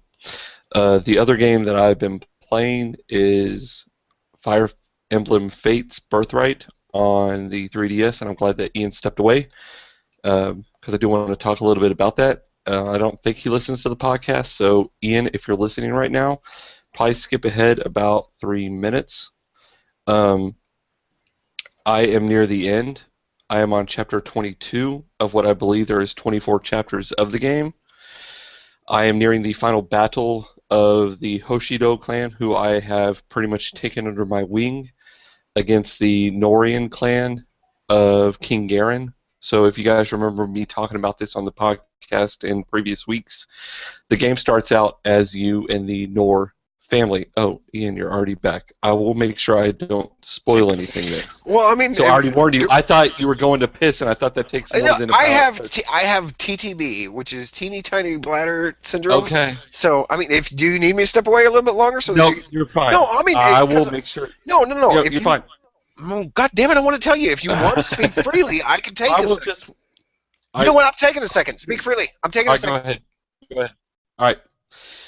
So, the whole game starts out as your character, male or female, whoever you create, and you start out in this Nor, N-O-H-R family, and you've pretty much been brainwashed from what you find out. The Hoshido clan, who is kind of like their rival clan, if you think about in Civil War terms, it's like the North and the South. Hoshido is the North clan, and the Norian clan is the South, or you can vice versa. It doesn't matter. The whole point is they don't have things that they agree with, and they pretty much want to kill each other to take over their land. So I have been pretty much kidnapped by the Hoshido clan. I've been told that I was brainwashed as an infant because the Nors killed my parents and adopted me as their own daughter since I chose a female character. It would be son if you were a male, of course. And that I need to know that these are my true brothers and sisters that I was born into. The Hoshido family is my true family. And so I'm a pretty much young adult at this point, so it's kind of like a culture shock of being pretty much kidnapped when I was 3, raised by this family my entire life, and then all of a sudden they tell me, hey, no, this guy's evil. He totally brainwashed you. You need to stay with us because we're the peaceful group, and we need to kill them because they are evil and they mean to pretty much end the world. So over the course of the time, I've been finding out more and more information that I really don't want to disclose. That has to do with the rival between the two families as well as my own personal family bloodline. I am dragon blood, so if you are a Game of Thrones enthusiast, you know that dragon blood means that you interact with dragons. In this game, it means that you can pretty much turn into a dragon. And when you turn into a dragon, your rage is kind of like the Hulk, where you cannot control it. You pretty much go on a rampage and you want to kill everything in its path, even your own family. So one of the women in the group gives you a dragon stone. The dragon stone is a sacred stone that can control your anger, kind of like the way Black Widow can sing to the Hulk and calm him down to make him transform. The dragon stone can transform you back into a human form without making you be permanently in this dragon state. Since then, I have not used the dragon stone because one of the great things in this game is you build relationships with people in your party, the people in your army, and you can develop a close relationship with them that I have talked about on previous podcasts where I have married a man, and there are some awkward things that I have to do on the touchpad as well as the microphone, where if he is sleeping, I have to rub his face with my finger to wake him up when he's taking a nap, or when we've just taken a bath together, I have to blow into the microphone to dry him off. Yes, it is Japanese, and laugh all you want. I know, John, you were just giggling right there. I'm sorry. No, it's okay, and that's why I highly recommend if you are normally a person that likes to pick a female character, might want to pick a male character so that you can blow in a female's face instead of a male's face, because it really looks awkward when Jenny's looking at me, my wife, and she sees me lifting the 3DS and going and blow it into the mic, because you have to do these tasks to build your love relationship, and I hate to use that sorry excuse to why I have to blow into a microphone, but it built my relationship up to where we have kids now. And those kids now are of a young teenage age to where they're now in my party, and I have leveled them up. I have a son and I have a daughter. The son has taken over his father's lineage of being a ninja. So I have given him the tools to be able to become a ninja. And also I have passed on my Dragonstone, because the best thing about Fire Emblem Fates is when you marry your significant other and when you have a child, it unlocks what they call a paralogue mission. That paralogue mission is totally separate from the actual main story, to where you play a mission dedicated to that character or that son or daughter that you have born, and they are in the dream realm is what they call it. What I find out is my son cannot control his dragon form, just like what I was telling you guys about with my character. So I pass my Dragonstone on to him and tell him, I'm going to make a promise that I will never turn into the dragon. I will pass this on to you. You can now use it to transform when you need to, and transform back into my son when you are done. And he appreciates it and he's thankful for it. My daughter, on the other hand, has turned into a what they call a gadget freak. She has turned into a mechanic. I don't know if I'm saying it right. Mechanist? Mechanist? I don't know. She's a mechanic type chick. So, huh? I'm sorry. I was saying, as far as I know, that's the way you pronounce it. The pronunciation, I don't know if I'm butchering it, but whatever. The point is her character now, as my daughter, she rides this mechanical robot type tiger that she can have spit fire out, and it's pretty badass to watch. It's like my own daughter's fighting for me and helping me in battle. I just found out today while playing it on my 3DS that I can actually develop relationships for everybody in my original party. So I have now hooked up, pretty much played Love Doctor of these two samurai warriors that I always thought were good together because they were they matched up pretty well. They both used the blade really well and backed each other up, so I'd always pair them up together. Well, they just got married today, and now they have a son that I just unlocked, and now the son, Hisame, is now a samurai taken after the father or the mother, because they're both samurais, and now I have him in my party. And it makes me wonder if Fire Emblem Awakening, the one previous to this, is as in depth as this is, because it seems like this is like a never-ending thing. I could literally play, it's kind of like The Sims. I could hook people up with whatever, and I could grow my party as far as I want it to go. That being said, I'm 2 chapters away from beating the game. I'm in a grind motion right now because I just tried to play the chapter 22. Yeah, I am severely lower leveled than what I need to be in this game. The average health of these enemies is anywhere from 40 to 48, and my damage that I'm doing to these enemies is anywhere from 10 to maybe 15, and they're doing like 20 damage to me, and I'm about 30 to 40 health. So pretty much I'm going to be grinding for a little bit. My goal is to have this beat by the next podcast that I'll be on, which will be in probably about a month, since I won't be on the next one. But I do plan on beating that. And again, I'll have a review for that game, as well as hopefully Uncharted 4 by the time I come back to the podcast. So that is what I've been playing these past 3 weeks. Very cool. Mm-hmm. Thank you. Let me let you know he can come back. You're good again. So, appreciate that. I guess it's me now. I guess it's me. Yes. So, I play a little Minecraft. Just want to throw that in there. Ori and the Blind Forest. Yes. I really wish that you could go in and get a breakdown of how many times you played that one certain level. At least a death counter. Yeah, there is a death counter, but it's overall. I think overall it's 500. Whoa! I suck at games apparently. I finally beat the Jinsu tree. I put down the controller and walked away. I don't blame you. Did you slow clap it? Go ahead. Well, I was gonna say I got past that tree. I think I got to the next tree and was like, okay, I'm cool. I'm good. I'm fine. I mean, it's a beautiful game, but yay. Yeah, I literally jumped up and screamed in joy when I finally got to the top.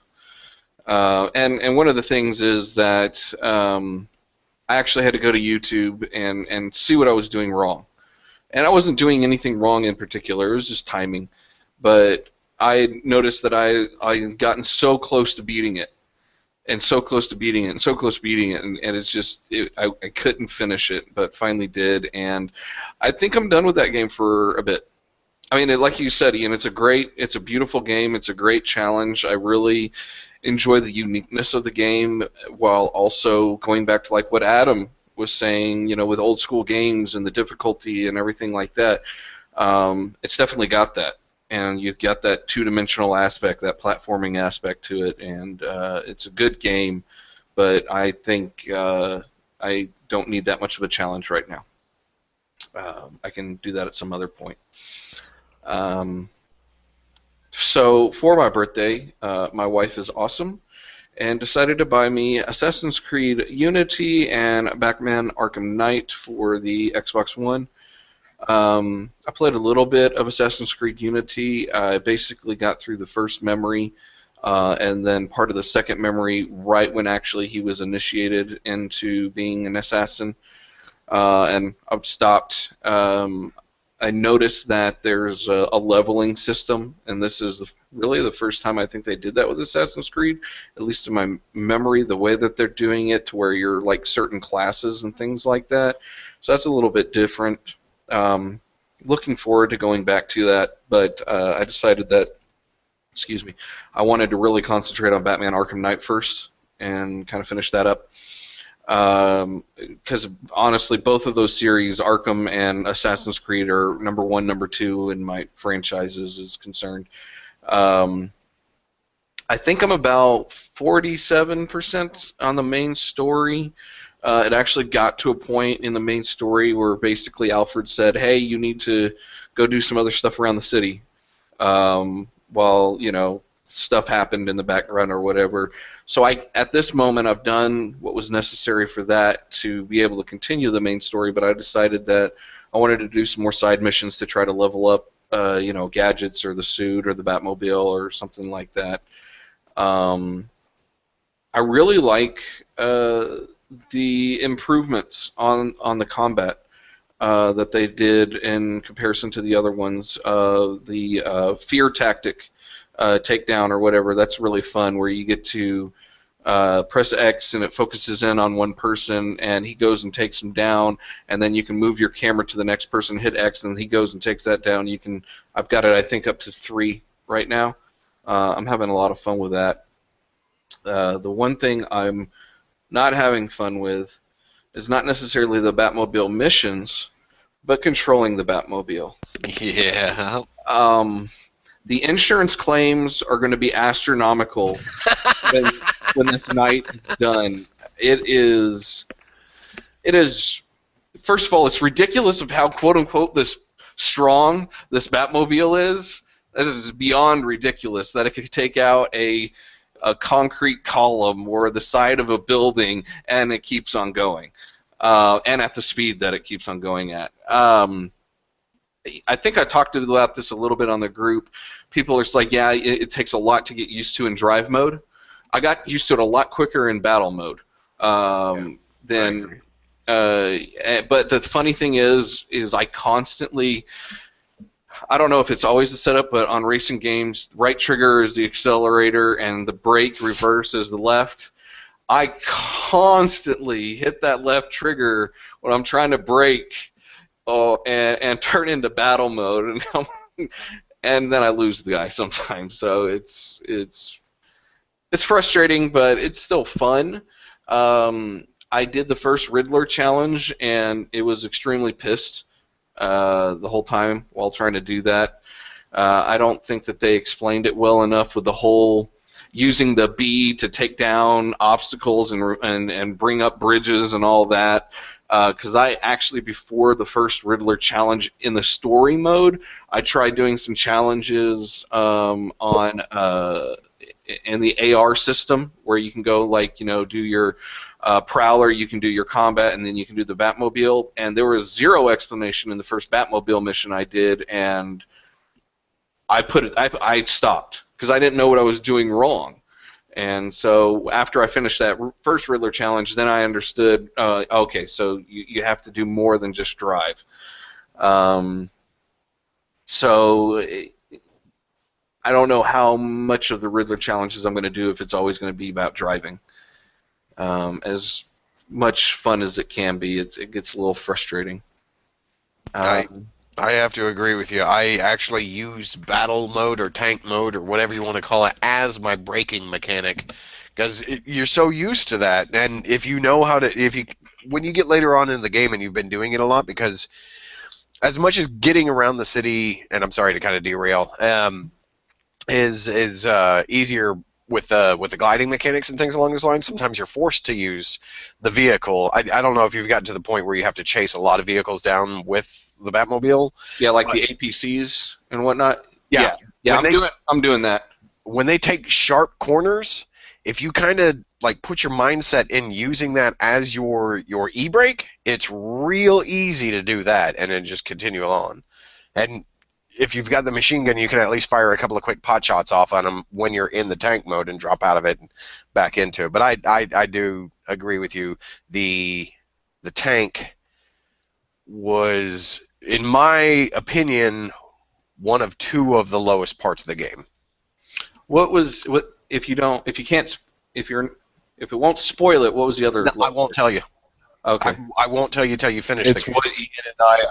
what Ian and I think agree on also. Which we're not going to tell you. It is there. It's if it's not the last part of the game, it's really close to the last part of the game.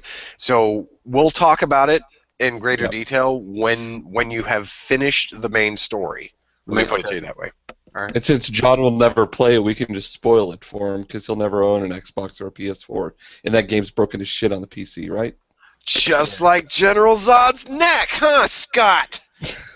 All right, I wasn't going to try to bring up Superman. I mean, you ruined it back on like episode 12. I'm just saying, that's all I'm saying. I think we should have a discussion about Batman Arkham Knight because I would like to get your thoughts, Jerry, because I'm not trying to say you're the more forgiving type when it comes to game franchises and games in general, but I do want to hear what you have to think because I have already heard your thoughts on the Batmobile, and they're pretty much in line with what Ian and I think, but yes, towards the end of the game, we would like to know what you truly feel. Yeah, and there's some other stuff that I'd like to bring up in a conversation with you regarding the end of the game. Yes. And how I know other things play out in a certain way. But again, You've both finished it, right? yeah. Yes, we did. John, can I spoil something, or are you going to get mad? Take it offline. Oh, you're not going to play it, dude. I will play. Hey, there is no proof that I will not get a next-gen system. Okay. Okay. Take off your headphones. Yeah, take off your And I'll headphones. give you the thumbs up when you can come back. We'll put it in the chat. I was freaking pissed at 47%. I don't know if it's just a nightmare or something like that, but when Barbara was locked away. Oh, that thing. That's where I stopped the story because after that he basically no wait. Then there was the ivy tree that I had to go deal with. After that, it tells you, okay, you need to go do some side quests. So that was the major... Alfred trying to tell Batman to do some shit. That's one of the other things that really pissed me off is like him talking to himself and having other people tell him what to do. He's fucking Batman. He can do whatever the hell he wants to. And that was the first time in that game series, if you think about City and Asylum, nobody told him what to do. Yeah. And nobody told him a goddamn thing to do. And I heard that was one of the complaints when the game was first released. That Stop talking to me. Stop talking to yourself. You're Batman. You're not some psychotic psychopath that's like, I better do this, or I gotta go investigate this crime scene. Scott, remember what's going on with Batman during the end of it. Okay, stop. But yes, I do. Okay. I understand. I understand. So that explains why he would be talking to himself a lot then. Okay. Yeah, stop. I mean, I'm sure, we'll Jerry, you've seen the other person that keeps showing up every now and then in random places, right? Oh, yeah. Okay, so I mean, that would explain Did why... you jump? Did I what? Did you jump whenever he would appear? No, because the internet ruined it because you got... Oh, no, dude. Whenever I would grapple up to a rooftop and he would just go... Yeah, and I'm like, motherfucker, get out of here. Scared the piss out of me. No, okay, I thought you meant when he first showed up, did it surprise you? No, but like, yeah, there was one point where I grappled up to the roof, and he grabbed onto the thing, and... Did you see? Okay, so I lost my shit. I literally jumped out of my seat. I was like, nope. So you've started the Man-Bat storyline as well, the side quest for Man-Bat? Yeah. Yes, I'm actually to the point where if I can hunt him down, I've got the cure.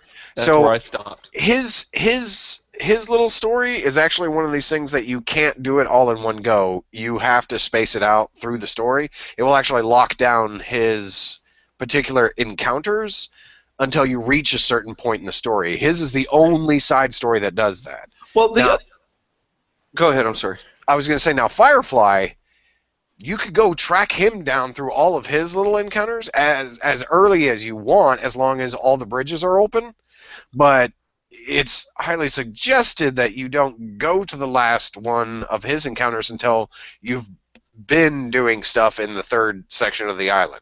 Well, I still am locked out of one of the islands from the Batmobile. Okay. So I know because I ran into a building that was on fire, and I couldn't do anything because I couldn't get the Batmobile. But the other thing that's kind of got me frustrated right now is like, so the APC units have a cooldown cycle, and so once that cooldown cycle's done, it'll say Intel, and you can go do the next one. The firemen that were captured and Azrael, I have no intel on, and it says, well, with Azrael, you have to go up in the sky and look for a burning bat. Yeah, you have to look for the. So what you're looking for is basically a bat emblem on fire on the top of a building. Right, but you have to search that out. And now it sounds like it's the same way with the firefighters that are being held hostage. You have to search it out. You don't have any quote unquote active intel.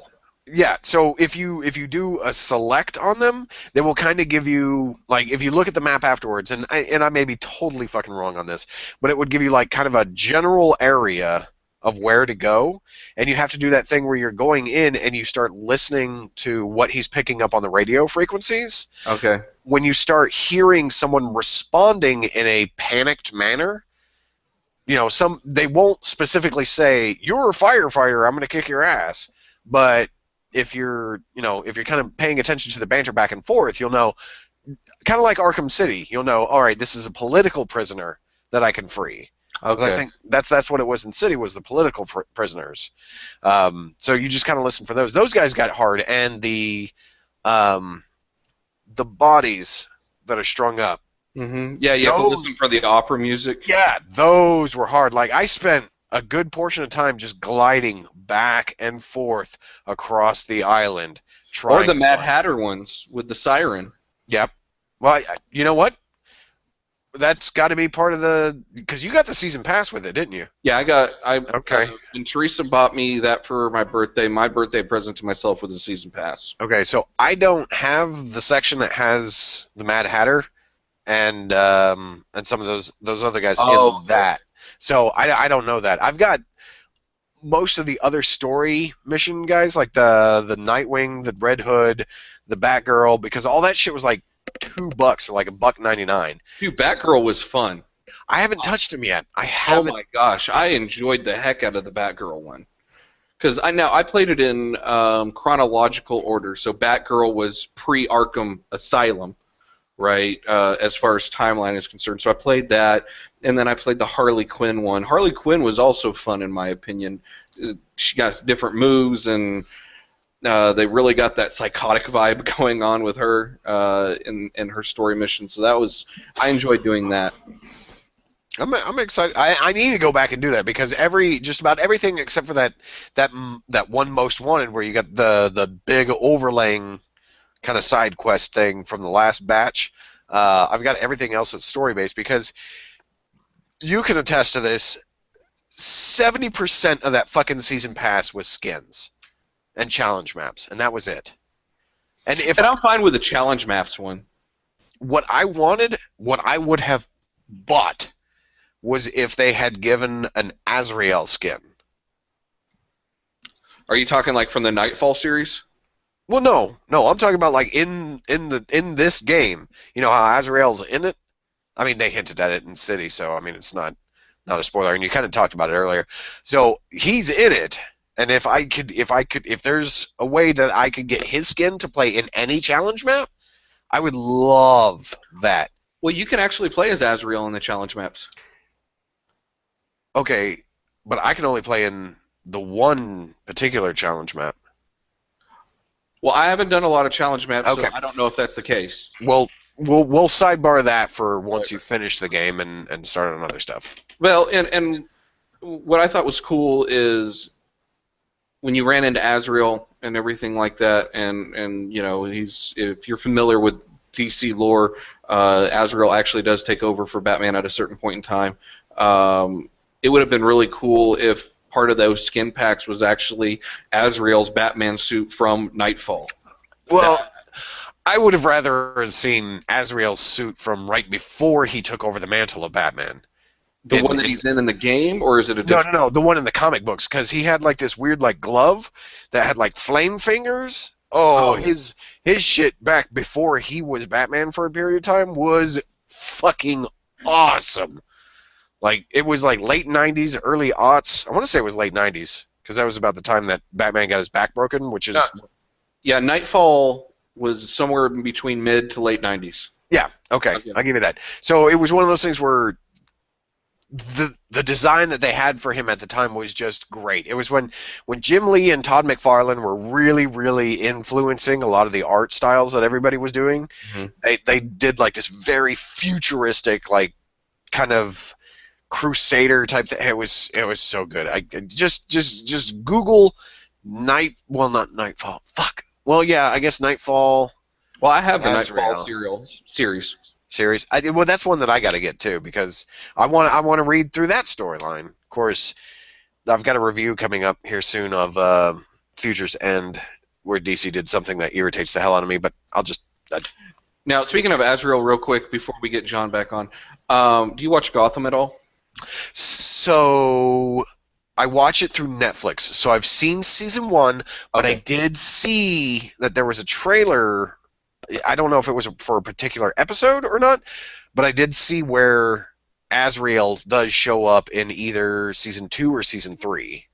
Okay, so you're only on season 1? I've only finished season 1. Okay. Season 2 hasn't dropped. As soon as it does, I will binge the fuck out of that shit because I like that show. No, and it's gotten actually... In my opinion, each season has actually gotten better. Like it is building upon itself. I think it's again, as long as you don't like, oh well, the comic book said this, blah blah blah. As long as you get that out of your head, you can actually enjoy the show. And I think they're doing a really good job with it. Yeah, you got to view it like it's its own kind of like just like you did with Smallville. You got yeah. It's like the comic books are one Earth. The TV shows are another Earth, and the movies are a different Earth altogether. Because, I mean, you saw Batman vs. Superman, right? Yeah. Okay, so the Flash that's in that is not the Flash that's on the CW. No, that's correct. So, and it's one of these things where it's like, I like Gotham because it's the one DC show out there that doesn't spend 30 minutes of its hour runtime stupid fucking CW white kid fucking loving other white kid bullshit. Like the only time I'm ever gonna go back to Arrow, I will watch the episodes that have Deathstroke or the Legends of Tomorrow. I won't watch anything else. If it's on CW, I won't watch any other episodes because of the stupid love story bullshit that's in everything. And Gotham has, like, in season 1, you had that little bit where you had the Barbara and the girlfriend for Gordon, but it's not as deep. So yeah, Arrow. I only watch that because of the tie-ins with Legends and Flash. Flash, in my opinion, I think that Gotham aside, I think Flash is actually the best one because they are embracing the comic book-esque type thing between the multiverse and everything like that, and time travel and all of this other stuff. I really think Flash is doing an excellent storytelling job, whereas Arrow, it has gotten too much drama, love-oriented type thing. That's not Arrow to me. yeah. Kevin Smith directed an episode of The Flash. Yeah, which episode was that? Do you I want to say remember? it was the next to last of the season finale. I want to say it was the one before. Okay, well, I will say that the season finale blew my mind. Yeah, and Kevin Smith even tweets, definitely, and I'm not trying to, also derail, but also check out his Batman on Batman podcast. It's kind of turned into a comic book podcast where he actually co-hosts with, Mark Bernardin is his name, and he actually works for Playboy, but he writes about the comic book stuff and everything nerdy and movies and stuff. But they talk a lot about all the CW shows, especially The Flash. Yeah, and he's on Screen Junkies a lot more. He recently. is also on Screen Junkies a lot. Yep. Really? Yeah, Yes, he's he been is. showing up a lot on the fights and whatnot. So He's a good guy. But yeah, I've heard a lot of good things about The Flash. I need to seriously start thinking about watching season 1 because I've heard it's it's incredible, enjoy the heck out of it. emotional, you will get misty-eyed and Yeah, stuff like that. The first I tell two you- seasons were good for Arrow, and every season that I've watched so far has been good for Flash. Yeah. I tell you what, Scott, you and me, we got a lot of similar likes when it comes to our TV shows. Yeah. When you start watching Flash, you let me know because, like I was telling Jerry, I don't know if you were hearing us, but I was complaining about how Arrow went from being a superhero show to half of a superhero show, half It of went a to a drama. CW show. It went to Yeah. Smallville. Stuff. It Yeah. did. So when you check out Flash, let me know if you think I should check it out because Okay. I'm not going to I've be heard- interested in it unless Deathstroke shows up. So I've heard it's very dramatic. There's actually feels, and there's actually, well, okay, Well, but you can have feels but it's not and not cheesy be like soap opera I'm, style. I It's not I'm not good looking enough, and I got these perky tits and everything like that. It's bingo. Yep. Nothing, No. it's nothing like that. Yeah. Oh my god. Felicity's mom is so Yeah. annoying. Yep, I've heard this. I want to shoot myself every time she comes on screen.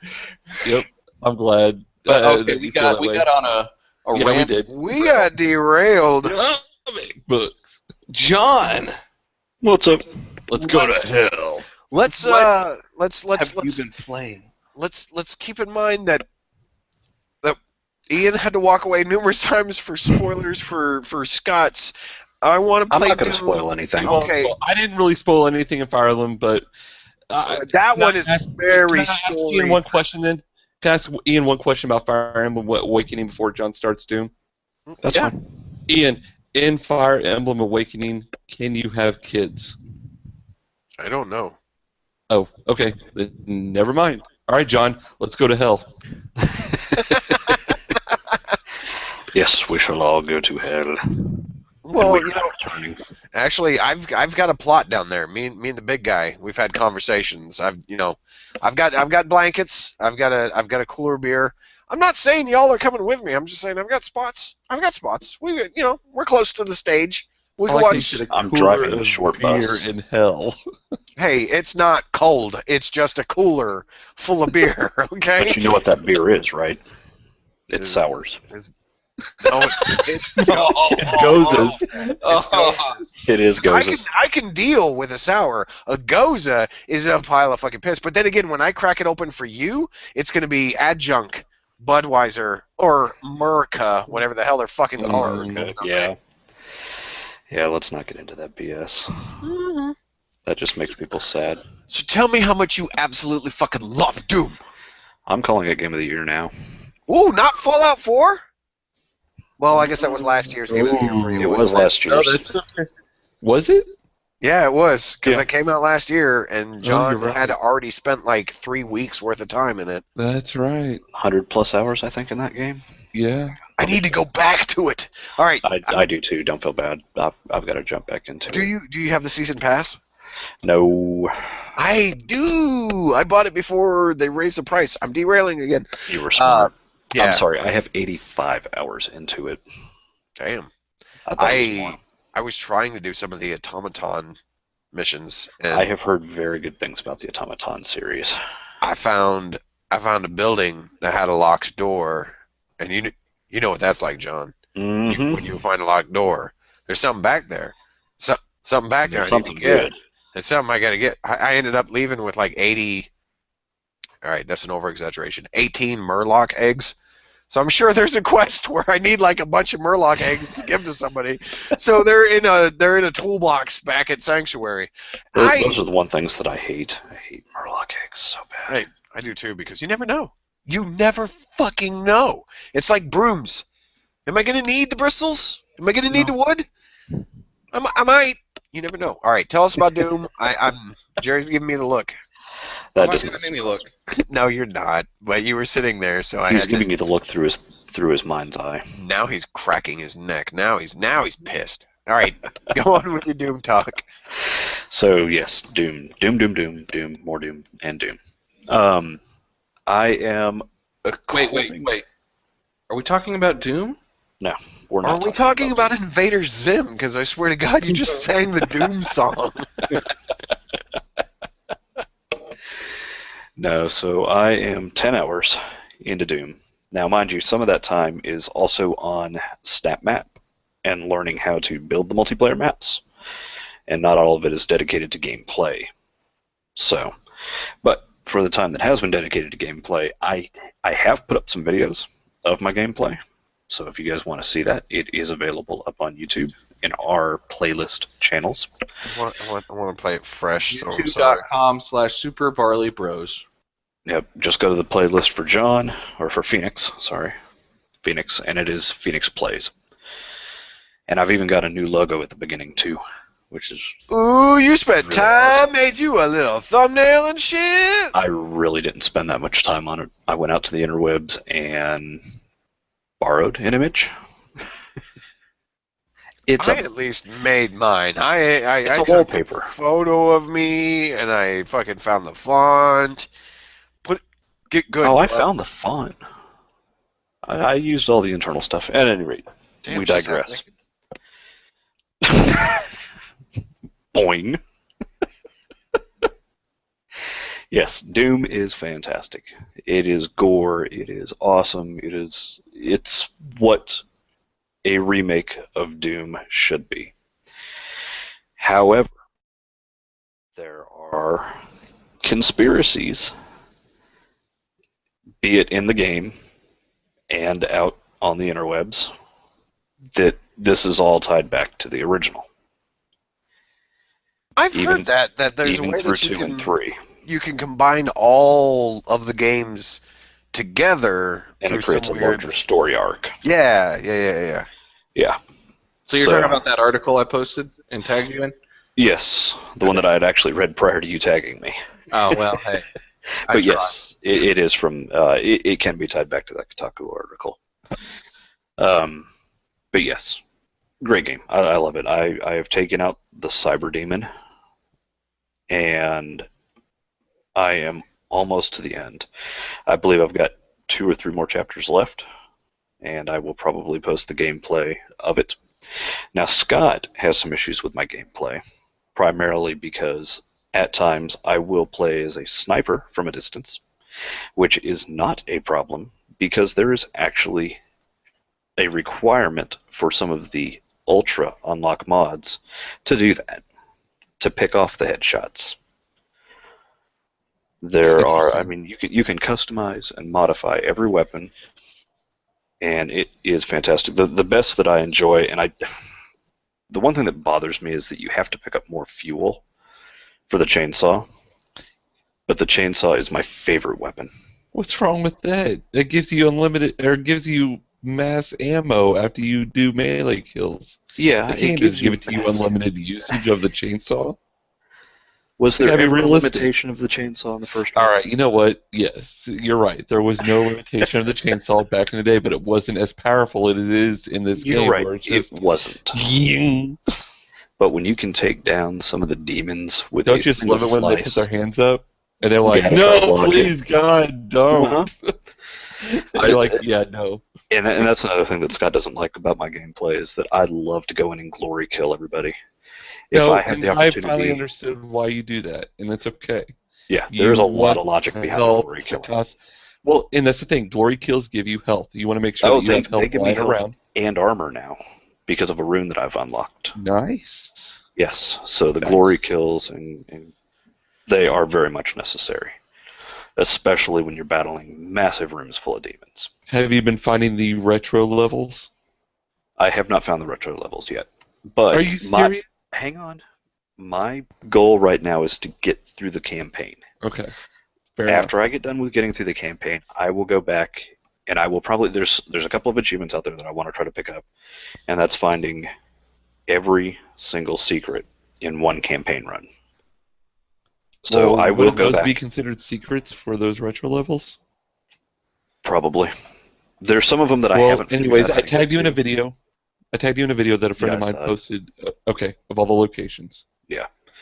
And that's the other thing is you can, within the levels themselves, you can download the maps for the level, and you wow. can see where every secret is. The trick is trying to get to some of those secrets because they're not as easy as you anticipate them to be. But it's fun because picking up the little Doom Guy dolls as you're running through the level and getting those power-ups, or picking up the Praetor armor upgrades, it's fun. You wanna know what the two And I best like the things- challenges when you're going through and you have to fill your circles to completion for combat Yes. ratings and eliminate every single enemy. And the upgrades that you get from that just make it that much more powerful. You want to know what the two best things that I love about the game are? Hmm. It literally takes 5 seconds from when the game starts for them to give you a pistol and start shooting. Oh yeah, you don't have to And- go through tutorial. And Oh, no and- reload. There's no reload. It's No. old school Doom. Yeah, it's how it should be. Even is though I'm beautiful. continuously trying to hit R because I don't like having an empty clip. And even after I fire 3 shots and go, I need to reload. All that does is it changes out the modification that you're using. And it's like, I need that other modification. Now, the one thing that I wish I had picked up on, and I may have missed it when I was playing through, is the use of the grenades. Yeah, Because I didn't was even not. use them either. Well, and that's the thing is it's very simple to use, and you have an unlimited number of grenades. Yep. There are no limits on grenades, which is fantastic, because you can just fire them over and over and over again once they regenerate the usage counter. But Yep. for the longest time, I didn't know how to use them until I accidentally hit the key, and I went, oh, that's how you throw them. I'm glad I'm not the only one because I didn't even know I had grenades until I watched a video and I was like, how the hell did that guy just chuck a grenade? No, Yeah, I I knew looked that it I up. had the grenades. I and didn't I've even got know. 3 types. I've got the hologram, the frag grenade, and then I have it's an AoE grenade. A stun grenade, I think it is. Nice. But no, it's fun. It's great. And And the soundtrack. oh god, yes. Or picking up the little dolls and hearing the original Doom song in the background, and it's like a level 2. You're getting like 10 decibels out of it. Yep. It's great, but you know that it's there. You know that it's not going anywhere. But It's awesome. yes, it is an absolutely fantastic game, and I will go back once I'm done beating the campaign, and I'm going to build some snap map levels for us to play. They'll be there. They'll be available. Anybody can get into them.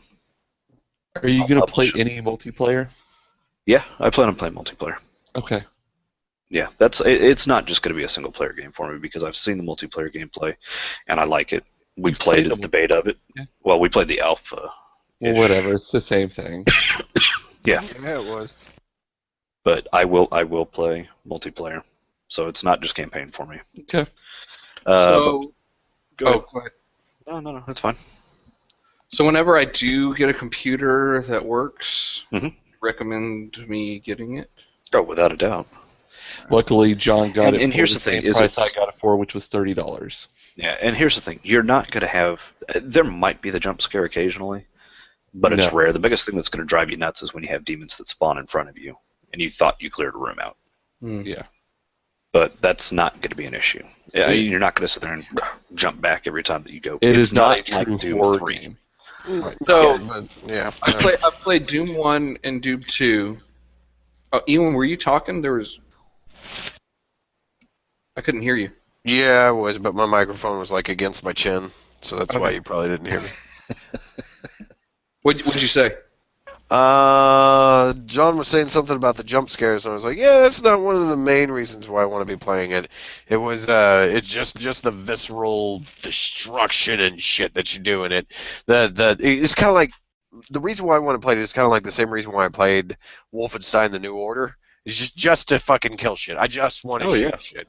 Like, there's not a lot of thought to it, just fucking point and click. Mm-hmm. It's a great stress reliever. Yeah, Yeah. and I need that. So It's run and gun. so I've played Doom 1 and 2. I haven't played Doom 3 yet. So is Doom 3 considered a quote-unquote horror game, whereas It this has Doom... more horror elements to it. Okay, and this Doom is just gore. Yes, Okay. pure It is raw a gore. revert back to the first and second ones. It is Okay. a It nostalgic. is not safe for children. No. None of them are. It's a nostalgic. It's a nostalgic trip, especially when you get into an arena. And like I was telling John, the best line that I heard in the game so far, and I've only played about half an hour of it, is when it actually says the demon threat is at an unsafe level, considering that there is a safe threat level of demons, or whatever the line is. No, you're and it's right. just like, okay. Huh? I said you're right. That's what the line is. Yeah, and it's hilarious. It's like what John said, what Ian said, what I've said. It is an arena shooter style where you just feel like you are God and you just are wreaking havoc against all these demons in the goriest way possible. It's And you're having to run and hide so that you're not getting blown away. always on the move, just like what they said at QuakeCon last year. This is not a stop and cover and shoot. You stop, you die. You're always running, and it is a what do they call it? Like a ballet style combat where you are jumping, turning, twisting. John, you've unlocked, and I've heard this in other podcasts. You've unlocked, of course, the double jump, but did you also unlock the Extra double jump with the maneuverability. 180 turn or whatever it is? I guess more or less. I've got the ability to. Something like where you can turn real easily. Yeah, Yeah. it's a rune unlock. And that's the other So thing. it's a ballet style combat. It's certainly got the moments of. It's fun. I recommend that everybody pick it up, without a doubt. Okay. Cool. I will definitely be It's doing on that at Xbox some One in point. case you want to wait to upgrade your PC, Jerry. Well, as my thing is, if things work out in the finance department, which I was talking about with you earlier, that I won't mention here, but I am going to be getting that GTX 1070. And as quick as the 1080s went, I am hoping that the finances line up so where I can actually like pre-order it or order it as soon as it goes on sale and worry about the motherboard and CPU later. Just get that graphics card in. 1070 is already sold out. No, the 1080 is. No, I'm saying the 1070 is going to already be sold out. Yeah. Well, and it I think goes on sale June 24th, I think. No, it's a July release. Because it's supposed to line up with Doug's birthday party for the LAN. No, Doug's birthday party for the LAN is June 23rd, sir. Oh, okay. Then, yeah, it is a June release then. So I won't have that for that LAN party. But yeah, because I can't play Doom because of my CPU, actually. Oh, is that the deciding factor? Yeah. When I went to the...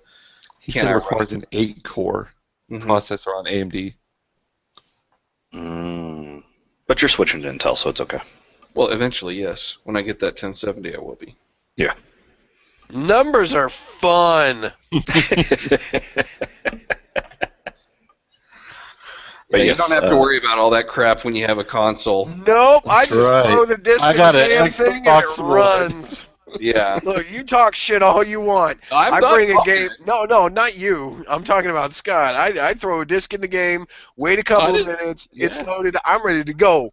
That's Motherfucker. why I told Jerry. I said, "Hey, if since I paid only half price for it, I'll pay another $30 to give to id, and pay 30 if you give me 30, Jerry, and we can get it for the Xbox. You and I go have these. It's up to you. You let me know. Well, we need to test that out on Master Chief Collection first before we do that. Yes, test it. Well, because I own the digital copy, so he has it on his console. So you should be able to load it up on your profile and play. Let me know if you don't. Should be. Should be. Yep.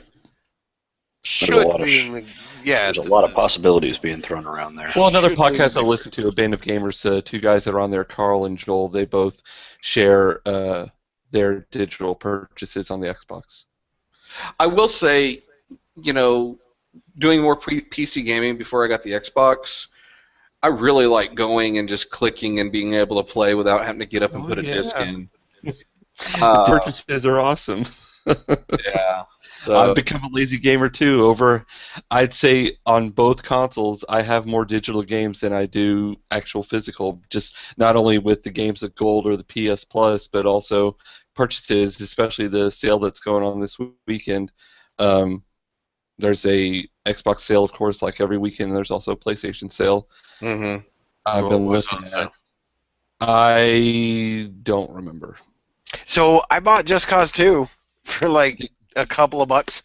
Nice. Like $5. That's such a great game. It's just one of those things where it's like, I remember in the demo, latching up to a fuel canister and shooting the bottom of it and just waiting.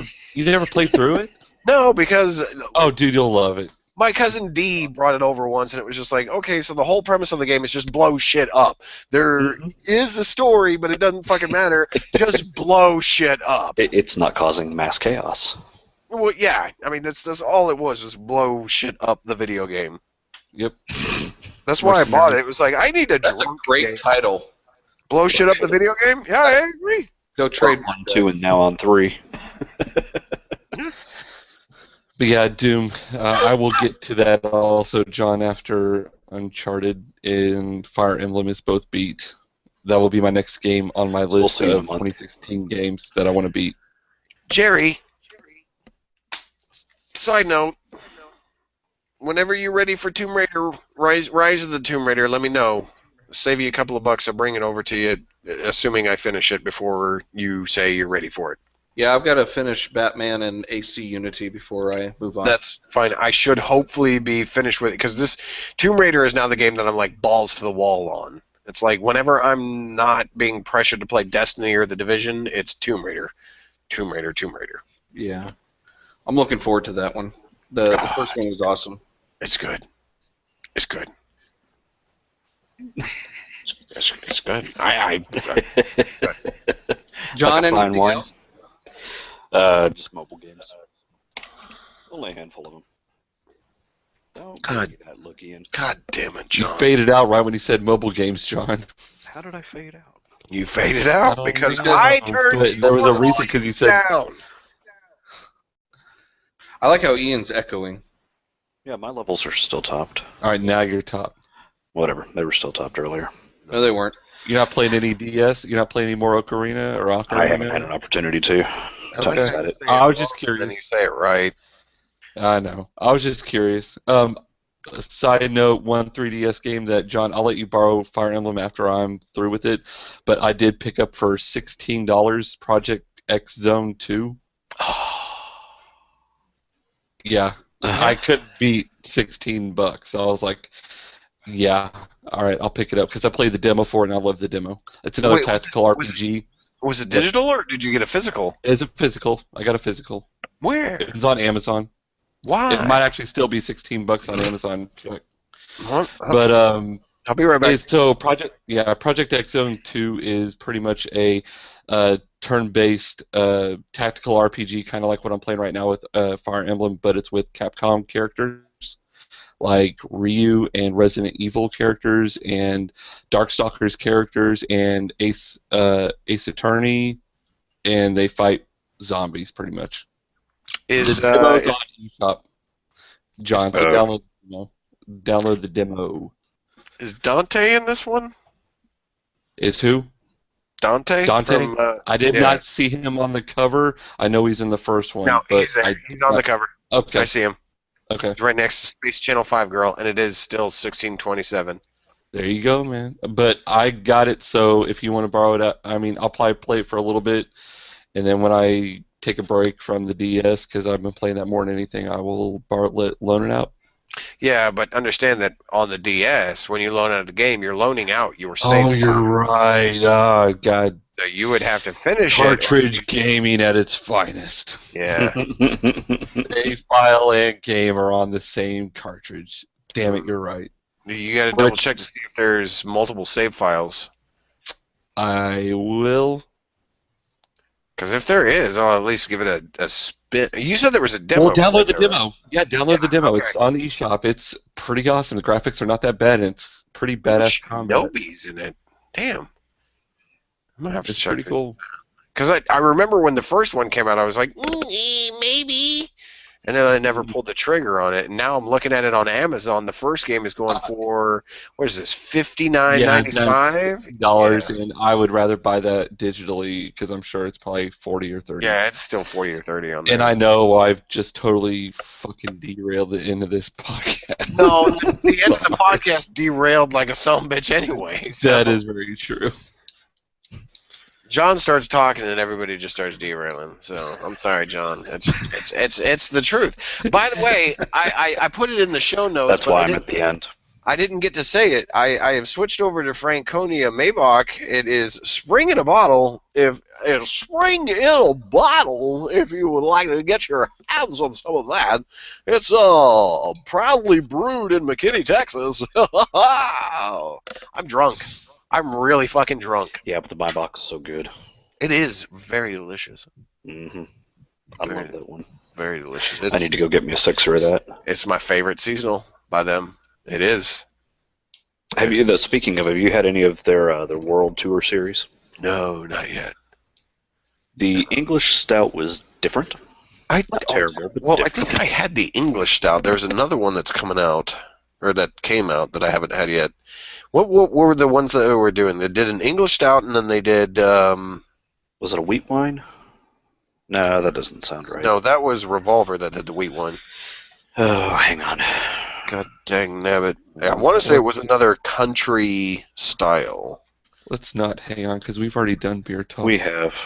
We did! We've digressed. It's been over 2 hours that I think we've been doing this. Jerry, be dictators. Stop this podcast. Alrighty, you have been listening to episode 54 of the Super Barley Brothers show on May 28th. It is now 11:10 p.m.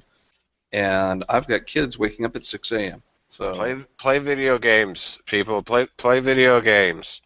They're fun. This show brought to you by Titanfall, Witcher, and Garden Warfare. Yeah.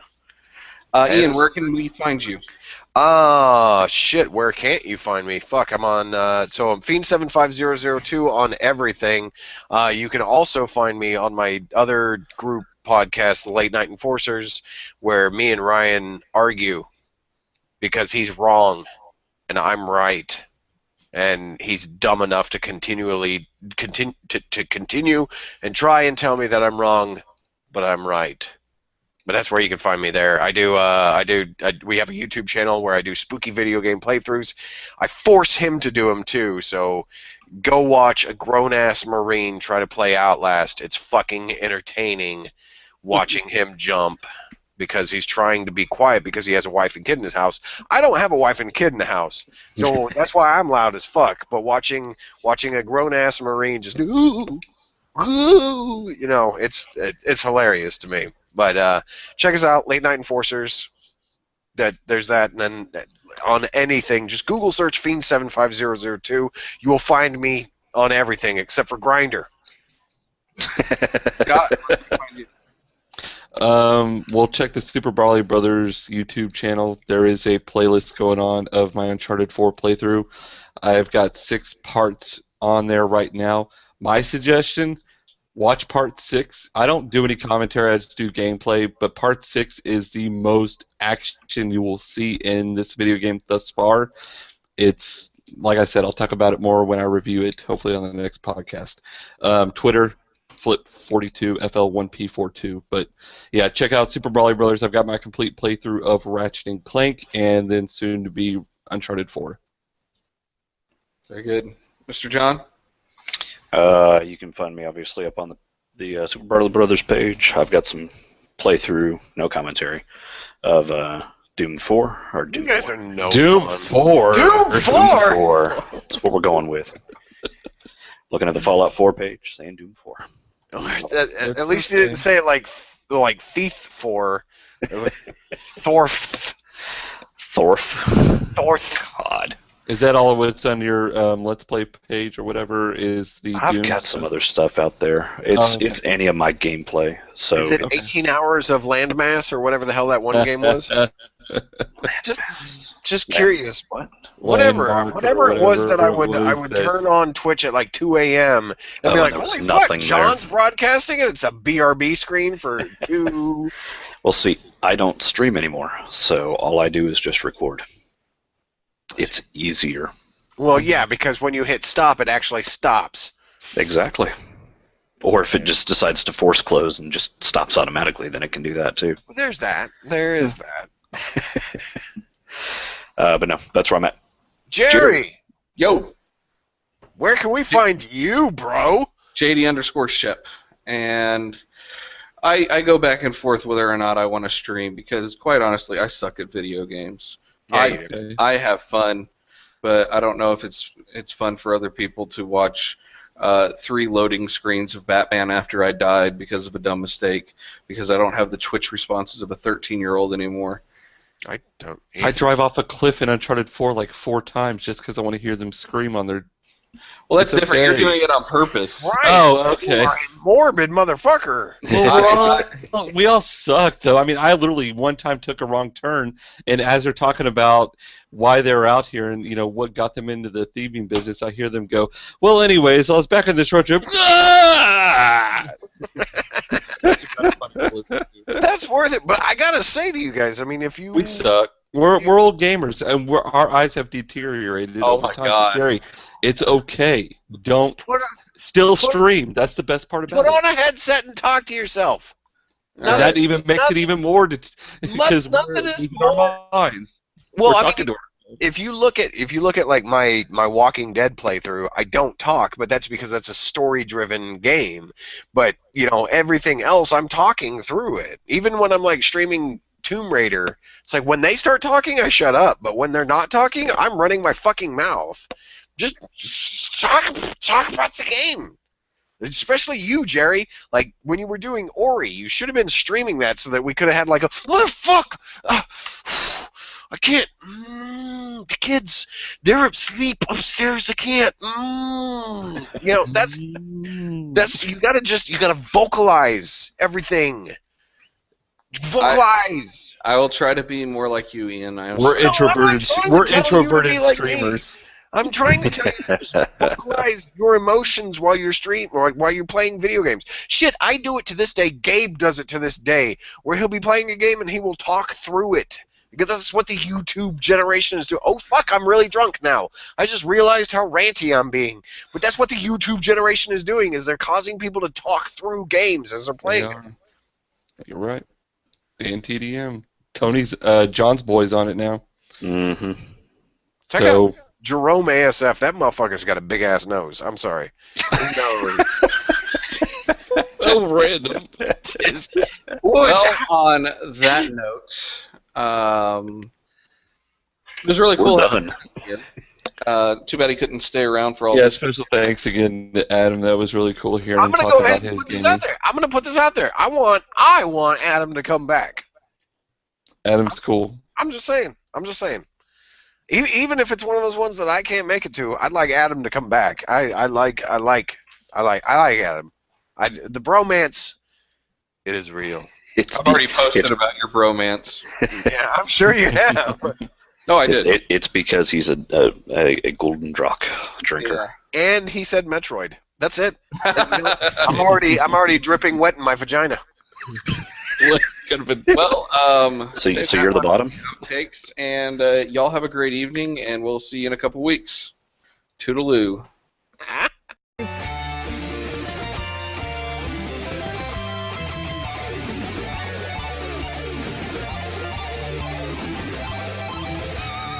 Thanks for playing.